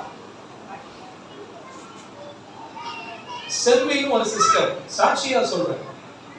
அவங்க புருஷனுடைய தம்பி குடும்பம் எல்லாம் நம்ம சர்ச் பிலீவர்ஸ், எல்லாம் நெசப்பாளர்கள் பிலீவர்ஸ். அந்த சிஸ்டர் ஒரு நாள் சளி நிறைய இருக்குன்னு சொல்லி இருமிட்டே இருந்திருக்காங்க. டாக்டர் சொல்லியிருக்கார் போய் ஸ்கேன் பண்ணுங்க. ஸ்கேன் பண்ணி பார்த்தா நுரையீரல்ல புற்று நோய் அவர்களுக்கு என்ன இருக்குது, புற்று நோய். டாக்டர் சொல்லியிருக்காரு பிழைக்கிறது ரொம்ப கஷ்டம், ஒரு வாய்ப்பு இருக்குது, ஒரு ஆபரேஷன் பண்ணலாம், சீரியஸான ஒரு கண்டிஷன்ல இருக்கு, ஆபரேஷன் பண்ணலாம் அப்படின்னு சொல்லி டேட் குறிச்சிட்டார். எவ்வளவு சீக்கிரம் ஆபரேஷன் பண்றீங்களோ உங்க உயிரை காப்பாற்ற முடியும் அப்படி. இது தன்னுடைய புருஷனுக்கு இந்த நியூஸ் போய் குடும்பத்துல எல்லாம் வேதனைப்பட்டு அப்படி இந்த பிரதருக்கு வருது. ஆபேல் அவர் பேர், அவருடைய மனைவி பேர் மெர்சி. நம்ம சபைக்கு வர்றோம் பல ஆண்டுகளா. அப்ப என்கிட்ட போன் பண்ண பாஸ்டர், இந்த மாதிரி எங்க அண்ணன் மனைவிக்கு அன்னைக்கு இந்த மாதிரி சொல்லியிருக்காங்க, சர்ச்சுக்கு கூட்டு வரட்டுமா அப்படின்னு கேட்டேன். இது எதுக்கு என்கிட்ட கேட்குறீங்க, நம்ம சபை கூட்டு வாங்க அப்படின்னு செல்வி சிஸ்டர் கொண்டாந்தாச்சு. இப்ப அவங்களுக்கு கேன்சர்ங்கிறது எனக்கு மட்டுமே தெரியும், மற்றவங்களுக்கு இது ஒரு புதிய ஆத்மா வர்றாங்கன்னு தெரியும். ஆராதனை முடிஞ்சது, அந்த ஜெபிக்க வந்தார்கள். அப்ப அழுதாங்க, ஐயா என் குடும்பமே என்னை நம்பிதான் இருக்கு, எனக்கு டாக்டர் கொடுத்த நாட்கள் ரொம்ப கம்மி, சர்ச்சுக்கு இவர் தான் கூப்பிட்டாரு வந்தேன், உங்க ஆண்டவர் சுகமாக்குவாரா, நீங்க சுகமாக்குவீங்களா? அப்ப நான் சொன்னேன், நான் சுகமாக்க முடியாது, யார் சுகமாக்குவா? அதுக்கு நீங்க ஒன்னே ஒண்ணு பண்ணணும், என்ன வேணாலும் பண்றோம், என் சொத்தை இழந்தாலும் பரவாயில்ல நாங்க பண்றோம், உங்க சொத்து வேண்டாம், இயேசு என் கேன்சரை குணமாக்குவார், நம்புங்க, உங்களுக்கு குணமாகும் சொன்னேன். கையில வைத்து நடந்த சாட்சி லைவ்ல போது இத பாக்குறவங்களுக்கு இது ஒரு சவாலான ஒரு செய்தியா இருக்கு. நடந்த சாட்சி. அவ்வளவு ஆபத்தான நிலைமையில பயந்து இருந்தது. அவங்க கண்ணீரோட அவங்க சொன்ன வார்த்தை, அப்பவே அன்னைக்கு ஞாயிற்றுக்கிழமை அவங்க சொன்ன வார்த்தை, இயேசு குணமாக்குவார்னு நம்பிதான் வந்திருக்கேன். நான் கடவுளை கைவிட்டோம், நானே மனைவி ஜெபித்தோம். நான் சொன்னேன், ஒரு திமிரா சொன்னேன், எனக்கு கொஞ்சம் திமிர் உண்டு, குழந்தைவே சொல்லியிருக்கேன், ராமையும் சொல்லுவேன். என்ன திமிர் தெரியுமா? நம்ம அதிகாரத்தை பயன்படுத்துற திமிர். நம்மளை கண்டா பிசாசு என்ன செய்யும்? திமிர் வரத்தானே செய்யும். ஆமா, நான் சொன்னேன் சிஸ்டர், அதே டாக்டர் போய் செக் பண்ணுங்க, ஒரு வாரம் நீங்க ஜோம் பண்ணுங்க, போய் செக் பண்ணுங்க. போய் செக் பண்ணிட்டு அடுத்த வாரம் சந்தோஷத்தோட இருந்தாரு. டாக்டர் என்ன சொல்லிக்கிறார் தெரியுமா? ஆபரேஷன் தேவை, கையே தட்ட மாட்டேங்க, கேன்சர் ஆபரேஷன் பண்ணி ஆகணும், உங்களுடைய ஆயுள் நாள் இவ்வளவுதான், எவ்வளவு சீக்கிரம் ஆபரேஷன் பண்றீங்களோ உங்களை முடிஞ்சா வாழ வைக்க முடியும்னு சொன்ன அந்த டாக்டர், இனி உங்களுக்கு என்ன தேவை, என்ன நடந்தது? அப்ப அந்த அம்மா சொல்லியிருக்காங்க, சர்ச்சுக்கு போனேன், இயேசு என்னை குணமாக்கினார். இன்னும் பூர்ணமா குணமாகல. டாக்டர் சர்ஜரி எதுக்கு குணமாகல தெரியுமா? சொல்லுங்க பாப்பா, கரெக்டா சொல்லுங்க. குணமாக்கிச்சாங்கன்னா அடுத்த வாரம் சர்ச்சைக்கு என்ன செய்ய மாட்டாங்க, வரணுமா வேண்டாமா? அப்ப கொஞ்சம் கேன்சரை ஒட்டி வைக்கணுமா வேண்டாமா? சத்தமே கொடுக்க. இன்னும் சிலருக்கு முழுமையா வியாதி குணமாகாம இருக்கிறதுக்கு ஒரு காரணம் என்ன தெரியுமா?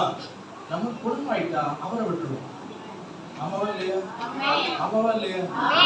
உங்களுக்கு அந்த அதிகாரம் இருக்கா இல்லையா? என்ன அதிகாரம்? இன்னொன்னு சொல்றேன், தலைவலியும் அவருக்கு பலவீனம் தான், கேன்சரும் பலவீனம். டாக்டர்ஸ் நம்மளும் கேன்சரை பெரிய வியாதியாகவும் தலைவலியை சின்ன வியாதியாகவும் நினைக்கிறோம். ஒரு கேன்சர் ஒருத்தருக்கு அதுதான் மோசமான ஒரு காரியம் அப்படின்னு நினைச்சு உங்களை ஜெபத்துக்கு கூப்பிட்டாரு, நீங்க என்ன செய்ய தெரியுமா? தலைவலிக்கு ஜெபம் பண்ண போற மாதிரி நினைச்சிட்டு போங்க. கர்த்தர் உங்களை அந்த இடத்துல பயன்படுத்துவார். கர்த்தர் உங்களை அந்த இடத்துல பயன்படுத்துவார். இது பெரிய பிரச்சனை. பலம் உள்ளவனுக்காகிலும் பலனற்றவனுக்காகிலும் உதவி செய்வது அவருக்கு. உங்களுக்கும் எனக்கும் தான் அது பெரிய வியாதி, என் ஆண்டவருக்கு அது சாதாரண பிரச்சனை. அந்த சாதாரண பிரச்சனையை நீங்க கையில் எடுக்கணும். எப்படி கையில் எடுக்கணும்? ஒரு தலைவலிக்கு நான் என்ன செய்ய போறேன்? ஜெபம் பண்ண. குழந்தை இல்லாம யாராவது இருக்காங்களா? துணிஞ்சு போய் சகோதரிமா அவங்க வயித்துல கை வச்சு ஜெபம் பண்ணுங்க. இயேசுவின் நாமத்துல இந்த ஆண்டு இந்த சகோதரிக்கு குழந்தை உண்டாகட்டும்னு சொல்லுங்க. அந்த வியாதி மாறி குழந்தை சுமக்க கற்றவர்களுக்கு பலனை தருவார். இதெல்லாம் நாங்க செய்யலாமா? பாஸ்டர் செய்யணும்னு தான் கர்த்தர் பேசுறார். உங்களுக்கு அந்த அதிகாரம் இருக்குங்கிறத கர்த்தர் ஞாபகப்படுத்துகிறார். நீங்க எப்ப ரட்சிக்கப்பட்டு ஞானஸ்நானம் எடுத்து சபைக்கு வந்து திருவிருந்து எடுக்க ஆரம்பிச்சிட்டீங்களோ அப்பவே இந்த அதிகாரங்கள் எல்லாம் உங்களுக்குள் வந்து விட்டது. ஆமென் சொல்லுமா? யாதேசர்களுக்காக நீங்க என்ன செய்ய ஆரம்பிக்கணும்? நீங்க ஜெபிக்க ஆரம்பிக்கணும். முதல்ல எங்க இருந்து ஆரம்பிக்கணும்? அதுலதான் இப்போ சுத்திட்டு இருக்கோம். எங்க இருந்து அதை ஸ்டார்ட் பண்ணணும்னா உங்க வீட்டுல இருந்து அதை ஆரம்பிக்கணும். உங்க புருஷனுக்கு பலவீனமா, நீங்க ஜெபம் பண்ணுங்க. உங்க மனைவிக்கு பலவீனமா, வா ஹாஸ்பிட்டலுக்கு போ அப்படி சொல்லாதீங்க. ஜெபம் பண்ணுவோம்னு நில்லுங்க. ஜெபத்துல நில்லுங்க. உங்க பிள்ளைகளுக்கு பலவீனமா, வா போவோம். எங்கேயும் போக வேண்டாம். முழங்கால் போட சொல்லுங்க. பிள்ளைய படிக்க சொல்லுங்க. தலையில கை வைங்க. கால் மாட்டுல உங்க புருஷன், தலைமாட்டுல நீங்க கை வச்சு கண்ணீரோடு ஜெபம் பண்ணுங்க. எந்த வியாதியும் சுகமாக்க நம்ம ஆண்டவரால கூடும். ஒரு பெரிய ஊழியக்காரர் வரணும்னு அவசியம் இல்லை. உங்க கையில அந்த அதிகாரம் இருக்கிறது. உங்களுக்குள்ள அந்த அதிகாரம் இருக்கிறது. சுத்திகரிக்கப்பட்ட அந்த இரத்தத்திற்குள் அந்த வல்லமையை கர்த்தர் வைத்திருக்கிறார். கைகளை தட்டி ஆண்டவரை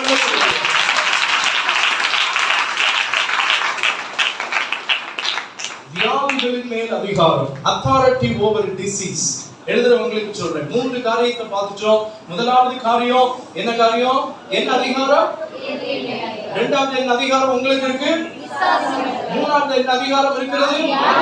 ஓகே, authority over disease ன்னு சொன்னேன். நாலாவது அதிகாரம் மார்க் 5வது அதிகாரம் 38ல இருந்து வாசிக்க கேட்கிறேன். மார்க் 5வது அதிகாரம் 38ல இருந்து. ஜெப ஆலய தலைவனுடைய வீட்டிலே வந்து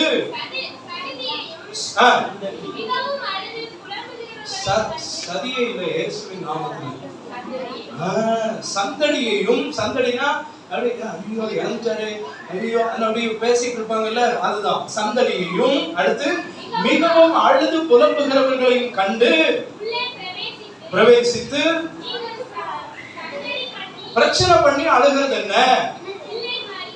மரிக்கவில்லை, நித்திரையாய் இருக்கிறாள் என்றார். கைகளை உயர்த்தி ஒரு அல்லேலூயா சொல்லுங்க பாப்போம். இப்ப என்ன அதிகாரம் அவற்றை இருக்குன்னு புரிஞ்சுக்கிட்டீங்க? மரணத்தின்மை. சொல்லுங்க அந்த வார்த்தையை மறுபடியும் சொல்லுங்க பாப்போம். நாலாவது காரியம் authority over death. மரணத்தின் மேல் அதிகாரத்தை ஆண்டவர் வைத்திருக்கிறார். கைகளை உயர்த்தி ஒரு ஆமென் சொல்லுமா? இங்கிலீஷ்ல எழுதுறவங்களுக்கு ஒண்ணு விளங்குச்சா? 4 பாயிண்ட் எழுதும் போதும் என்னெல்லாம் எழுதிருக்கீங்க? முதல்ல டிசாஸ்டர், டீமன், டிசீஸ், அடுத்து என்னது? டெத். என்னது ஒற்றுமை இருக்கு அதுல? கீபோர்ட்ல இருந்து சவுண்ட் வருது, இங்க இருந்து சவுண்ட் வருது. 4 டி பார்த்தோமா? 4 டி பார்த்தோம். Disaster, demon, disease, death. இந்த 4 அதிகாரத்தையும் கர்த்தர் நமக்கு தந்திருக்கிறார். 4வது அதிகாரம் மரணம். நம்ம பாப்பா உட்காருமா, பலூன் அப்புறம் விளையாடலாம்னா நம்ம 2 பேரும் விளையாடுவோம். இனி அவ வாழ்க்கையிலே எதிர்க்க கர்த்தர் நல்ல ஒரு கைகளை வைத்து ஆமென் சொல்லுங்க. சரி, 4வது அதிகாரம் எதின் மேல் அதிகாரம்? மரணத்தின் மேல். எல்லாம் சத்தமா சொல்லுங்க பாப்பா. சரி பாஸ்டர், மரணத்தின் மேல் அதிகாரம்னா என்ன? எங்களுக்கு கொஞ்சம் விளக்குங்க. விளக்கிட்டு ஜெபம் பண்ண போறேன். மரணத்தின் மேல் அதிகாரம்னா நீங்க போய் உயிரோடு எழுப்புவீங்கன்னு மட்டும் அர்த்தம் இல்ல. இன்னொன்னு சொல்றேன், எது முடிஞ்சு போச்சுன்னு நினைக்கிறீங்களோ சொல்லுங்க, அது முடியல, இன்னும் அது தொடரும். ஐயோ இது இப்படி முடிஞ்சு போச்சே இல்ல, அதிலிருந்து ஒரு துளிரை என் ஆண்டவரால் எழுதப்படும். இந்த காரியத்திலிருந்து இனி எனக்கு நன்மையே வராதா? வரும். மரணம் என்பது முடிவு. இங்கே ஆண்டவர் என்ன சொல்லிட்டு வீட்டுக்குள்ள போறார்? பிள்ளை என்ன செய்யவில்லை. நீங்க எல்லாரும் பார்க்கறதுக்கு மரிச்ச மாதிரி தெரியுது, ஆனா நான் எந்த கண்ணோட்டத்தோட பாக்குறது தெரியுமா? அவ தூங்குறான்னு நான் பாக்குறேன்.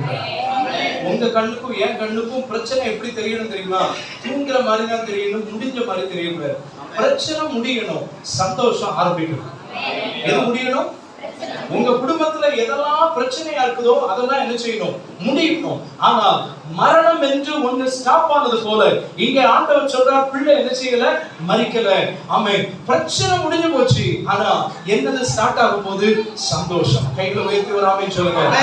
எது முடிஞ்சிச்சுன்னு நினைச்சு வேதனைப்படுறீங்களோ, இனி ஐயோ நான் பணத்தை கொடுத்து இழந்துட்டேனே, இந்த காரியத்துல இனி எனக்கு ஒரு நன்மை உண்டாகுமா, இந்த காரியத்துல இனி எனக்கு ஒரு மேன்மை உண்டாகுமா அப்படின்னு நீங்க புலம்புறீங்களா? கர்த்தர் சொல்றார், மரணத்தை ஜெயித்தவர் இந்த முடிவிலிருந்து ஒரு ஆரம்பத்தை உண்டாக்க என் ஆண்டவரால் கூடும். அந்த அதிகாரம் உங்களுக்கு இருக்கா?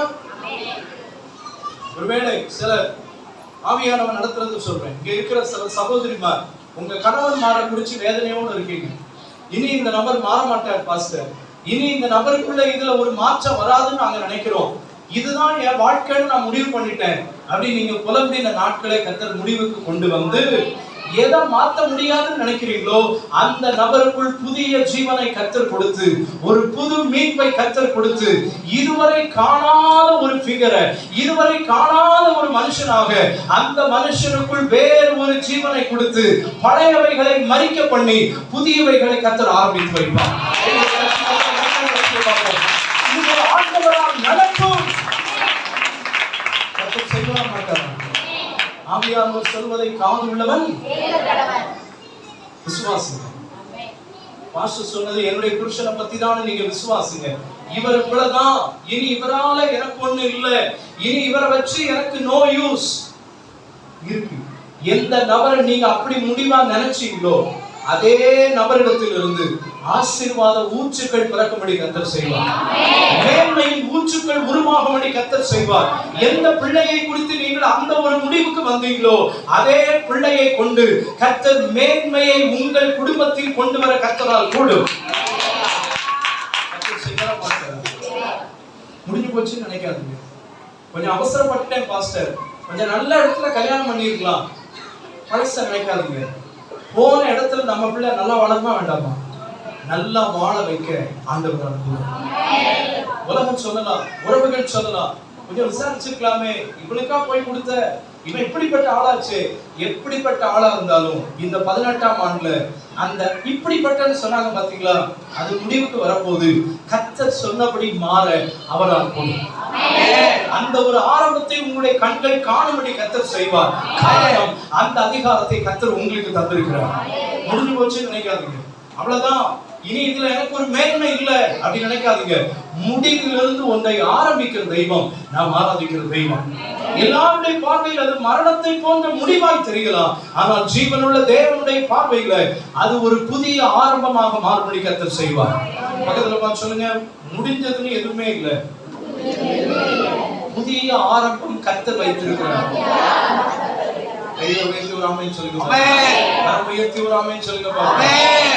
எத்தனை அதிகாரம் அமைச்சருக்கு, எத்தனை அதிகாரம் அமைச்சருக்கு, அத்தனை அதிகாரமும் யாருக்குள்ளேயும் இருக்கு. அதை என்ன செய்யணும்?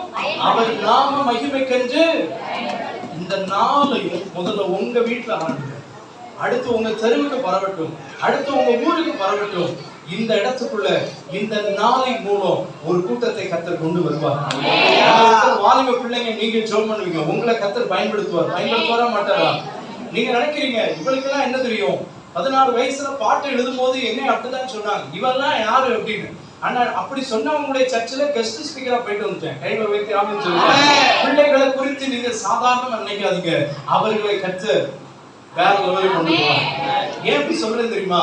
அதிகாரத்தை கொடுக்கிற ஆண்டவர் அந்த அதிகாரத்தை நம்முடைய பிள்ளைகள் பயன்படுத்தும்படி கர்த்தர் செய்வார். உங்க பிள்ளைகளை கரிச்சி கொண்டாதீங்க.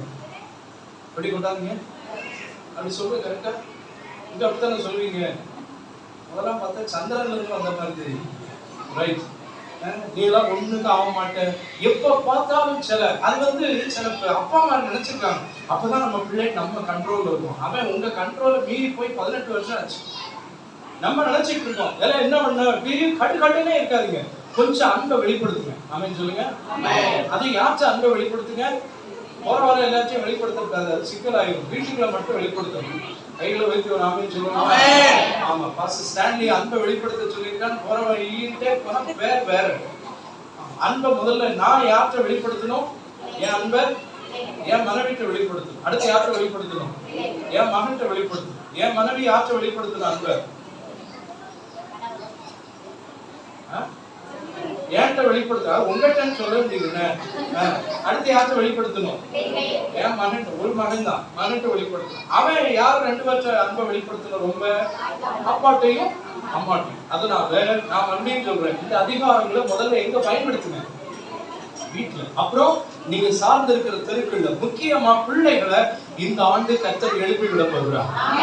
பிள்ளைகளின் மூலம் ஆமென். சிலர் ஊழியத்துக்கு கர்த்தர் கொண்டு வருவார்.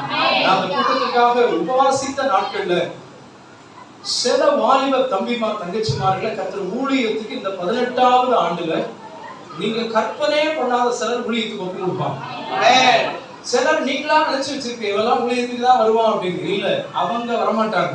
நீங்க நினைச்ச ஆட்கள் ஊழியத்துல சாதிக்க மாட்டாங்க. நீங்க யார பிரயோஜனம் இல்லைன்னு நினைக்கிறீங்களோ அவனே வரல. நீ எல்லாம் பண்ணி மைக்க கூட லாய்க்கு இல்லடா. எதை மைக்க? இப்படித்தான் யார பேசினா தெரியுமா பைபிள்ல? ஈசாய் யார பேசினார்? தாவீது. உன்னையெல்லாம் படிக்க வைக்கிறது வேஸ்ட். கடைசியில எங்க அனுப்புனார் அவனை? தாவீது வேலை என்ன? ஒருவேளை அன்னைக்கு ஈசாய் வீட்டுல பண்ணியிருந்தா எதுதான் கொடுத்துருப்பாரு? பண்ணியிருந்தா கொடுத்துருப்பாரு. இன்னைக்கு ஆடு இருந்துச்சு, மாடு இருந்துச்சு, ஆட்டை கொடுத்து உனக்கு வேலை இதுதான். அண்ணன் மாதிரிலாம் பாரு, எப்படி படிச்சுட்டு இன்னைக்கு ராணுவத்துல இருக்கிறான், சிலர் போலீஸா இருக்கிறான். அப்பா அப்படி சொல்லியிருப்பாரு, எவ்வளவு பெரிய பெரிய இடத்துல இருக்காங்க. உனக்கு படிப்பும் வரல, ஒண்ணும் வரல. அவன் மனசுக்குள்ள நினைச்சிருப்பான், எனக்கு படிப்பு வந்திருந்தா நீங்களும் எங்க அண்ணனை மாதிரி ராணுவ வீரன் ஆகியிருப்பீங்க. எனக்கு படிப்பு கொடுக்காம கர்த்தர் உங்களை ஆளக்கூடிய ராஜாவா மாத்திருக்கிறார். சொல்லுங்களேன், சொல்லுங்களேன். எதுக்கு ராணுவம்னு சொன்ன தெரியுமா? கோலியாத்தை வீழ்த்துறதுல யாரெல்லாம் நின்னான்? தாவீதினுடைய அண்ணன்மார் நிக்கிறாங்க அங்க. யாருக்கு சாப்பாடு ஸ்நாக்ஸ் கொண்டு போக போனா பெரிய சண்டை போட்டு கலைச்சிருப்பாங்க அப்படின்னு சொல்லி அப்பா அனுப்பி, வா உதவாக்கரு, குடி, இந்த டிஃபன் பாக்ஸ் குடி, இந்த கவர்ல பொரி உருண்டை வச்சிருக்கேன், கடலை மிட்டாய் வச்சிருக்கேன், உங்க ஊர்ல கடலை மிட்டாய் ஃபேமஸ்ல இதெல்லாம் வச்சிருக்கிறேன், இதெல்லாம் கொண்டு போய் போராடுற அண்ணன்மார்ட்ட கொண்டு போய் கொடு. அந்த அண்ணன்மாரு சரி வேண்டாம். எப்படி நிக்காருங்க கோலியாத்தை பார்த்து? எல்லாம் கீழே, இடுப்பு கீழே முழுக்க நனைஞ்சு போய் நிக்க 40 நாள். அப்படின்னா உங்களுக்கு புரியும்னு நினைக்கிறேன். 40 நாளா எப்படி நிக்காம? ஏன்னா வசனம் சொல்லுது, காலையில ஒருக்க வர்றான், சாயங்காலம் ஒருக்க வர்றான் கோலியாத். நின்றுச்சிட்டு போறான். மொத்தம் 80 தடவை இதை செஞ்சிருக்கான். தலைவர் நம்மால் போறார். 41வது நாள் கையில வைத்து ஒரு அம்மைன்னு சொல்லுங்க, நீ எதுக்கும் லாயக்கில்லைன்னு அனுப்பிட்டார் பத்திலா ஈசாயி. இப்ப அங்க போய் ஸ்நாக்ஸ் கொடுக்க போயிருக்கான். போற இடத்துல கோலியாத் சத்தம் யாரு காதுல விழுந்துச்சு? எதுக்கு இதை சொல்றேன் தெரியுமா? இந்த 18வது ஆண்டுல நீங்க யாரை யூஸ்லெஸ் நினைக்கிறீங்களோ அவர்களை கர்த்தர் தன்னுடைய ராஜ்ய வேலைக்கு என்று அழைக்க போகிறார். கர்த்தர் தன்னுடைய வேலை செய்ய அழைக்க போகிறார். உங்க பிள்ளைகளா இருக்கலாம், பெண் குழந்தையா இருக்கலாம், தம்பிமாரா இருக்கலாம், யாரா இருந்தாலும் தாவீதை பயன்படுத்தின ஆண்டவர் இந்த சபையிலிருந்து சில தாவீதுகளையும் இந்த சபையிலிருந்து சில எஸ்தர்களையும் எழுப்பார்கள். நல்ல கைகளை தட்டி கர்த்தர் பயன்படுத்தினார்.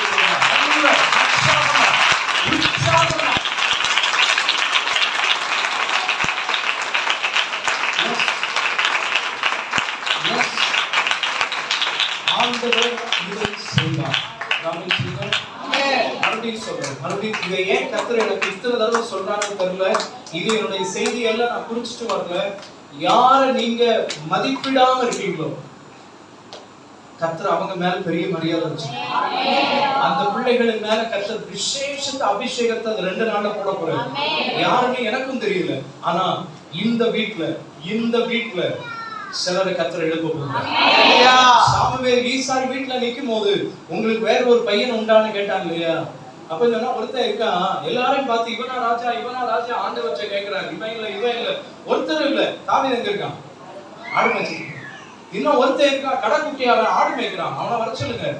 அவன் வந்து கர்த்தர் கேட்கிறார் சாமுவேல், ஆண்டவரே இவன் தான் நான் செலக்ட் பண்ண போறேன் ராஜா. கூட்டு தைலத்தை கைகளை உயர்த்தி யாருக்கு பிரயோஜனம் இல்லாத தாவீதை உயர்த்தினது போல இந்த மக்னாயின் வீட்டுக்குள்ள சில தாவீதுகளை கர்த்தர் எழுப்புவார். அந்த தாவீதுக்கு படிப்பு அவசியம் இல்லை. அந்த தாவீது மேல் அழைப்பு இருக்கிறது. அந்த தாவீதை கர்த்தர் மதிப்பிட்டு வைத்திருக்கிறார்.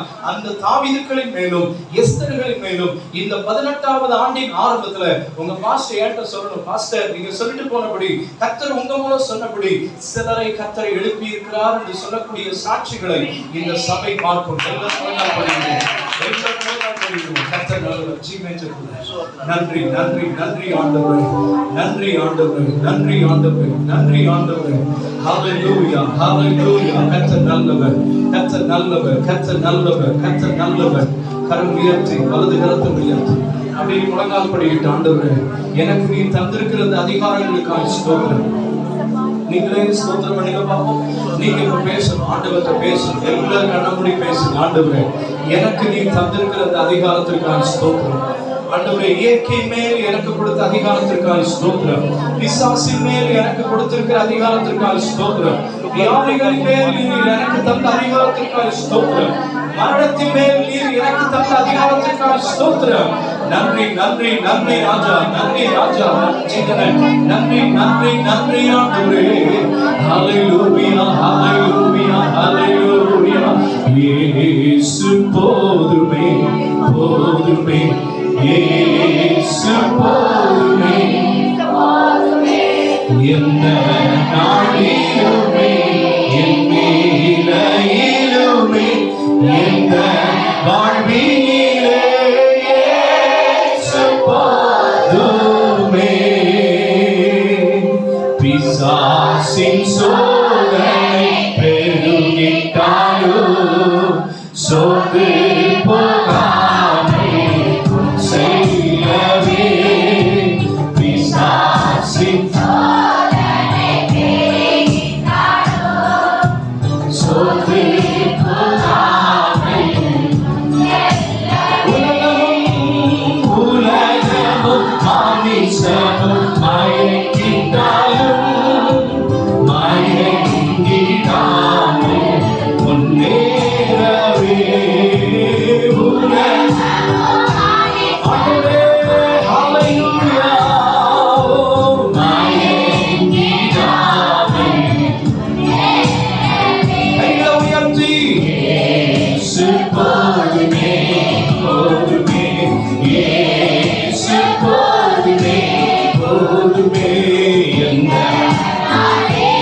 அதிகாரத்தை தந்தவர் இயேசு என்ற வாழ்வினிலே இயேசு போதுமே. என் இயேசு போதுமே. ஏன் இயேசு போதுமேன்னு பாட்டோம் தெரியுமா? இந்த அதிகாரத்தை தந்தவர் அவர் மட்டுமே. இந்த அதிகாரத்தை தந்தவர் அவர் மாத்திரமே. இந்த அதிகாரத்தை இந்த 18வது ஆண்டுகளை பயன்படுத்தி ஒரு திரள் கூட்ட ஆத்துமாக்களை சபைக்கு கொண்டு வர கர்த்தர் நமக்கு பாராட்டின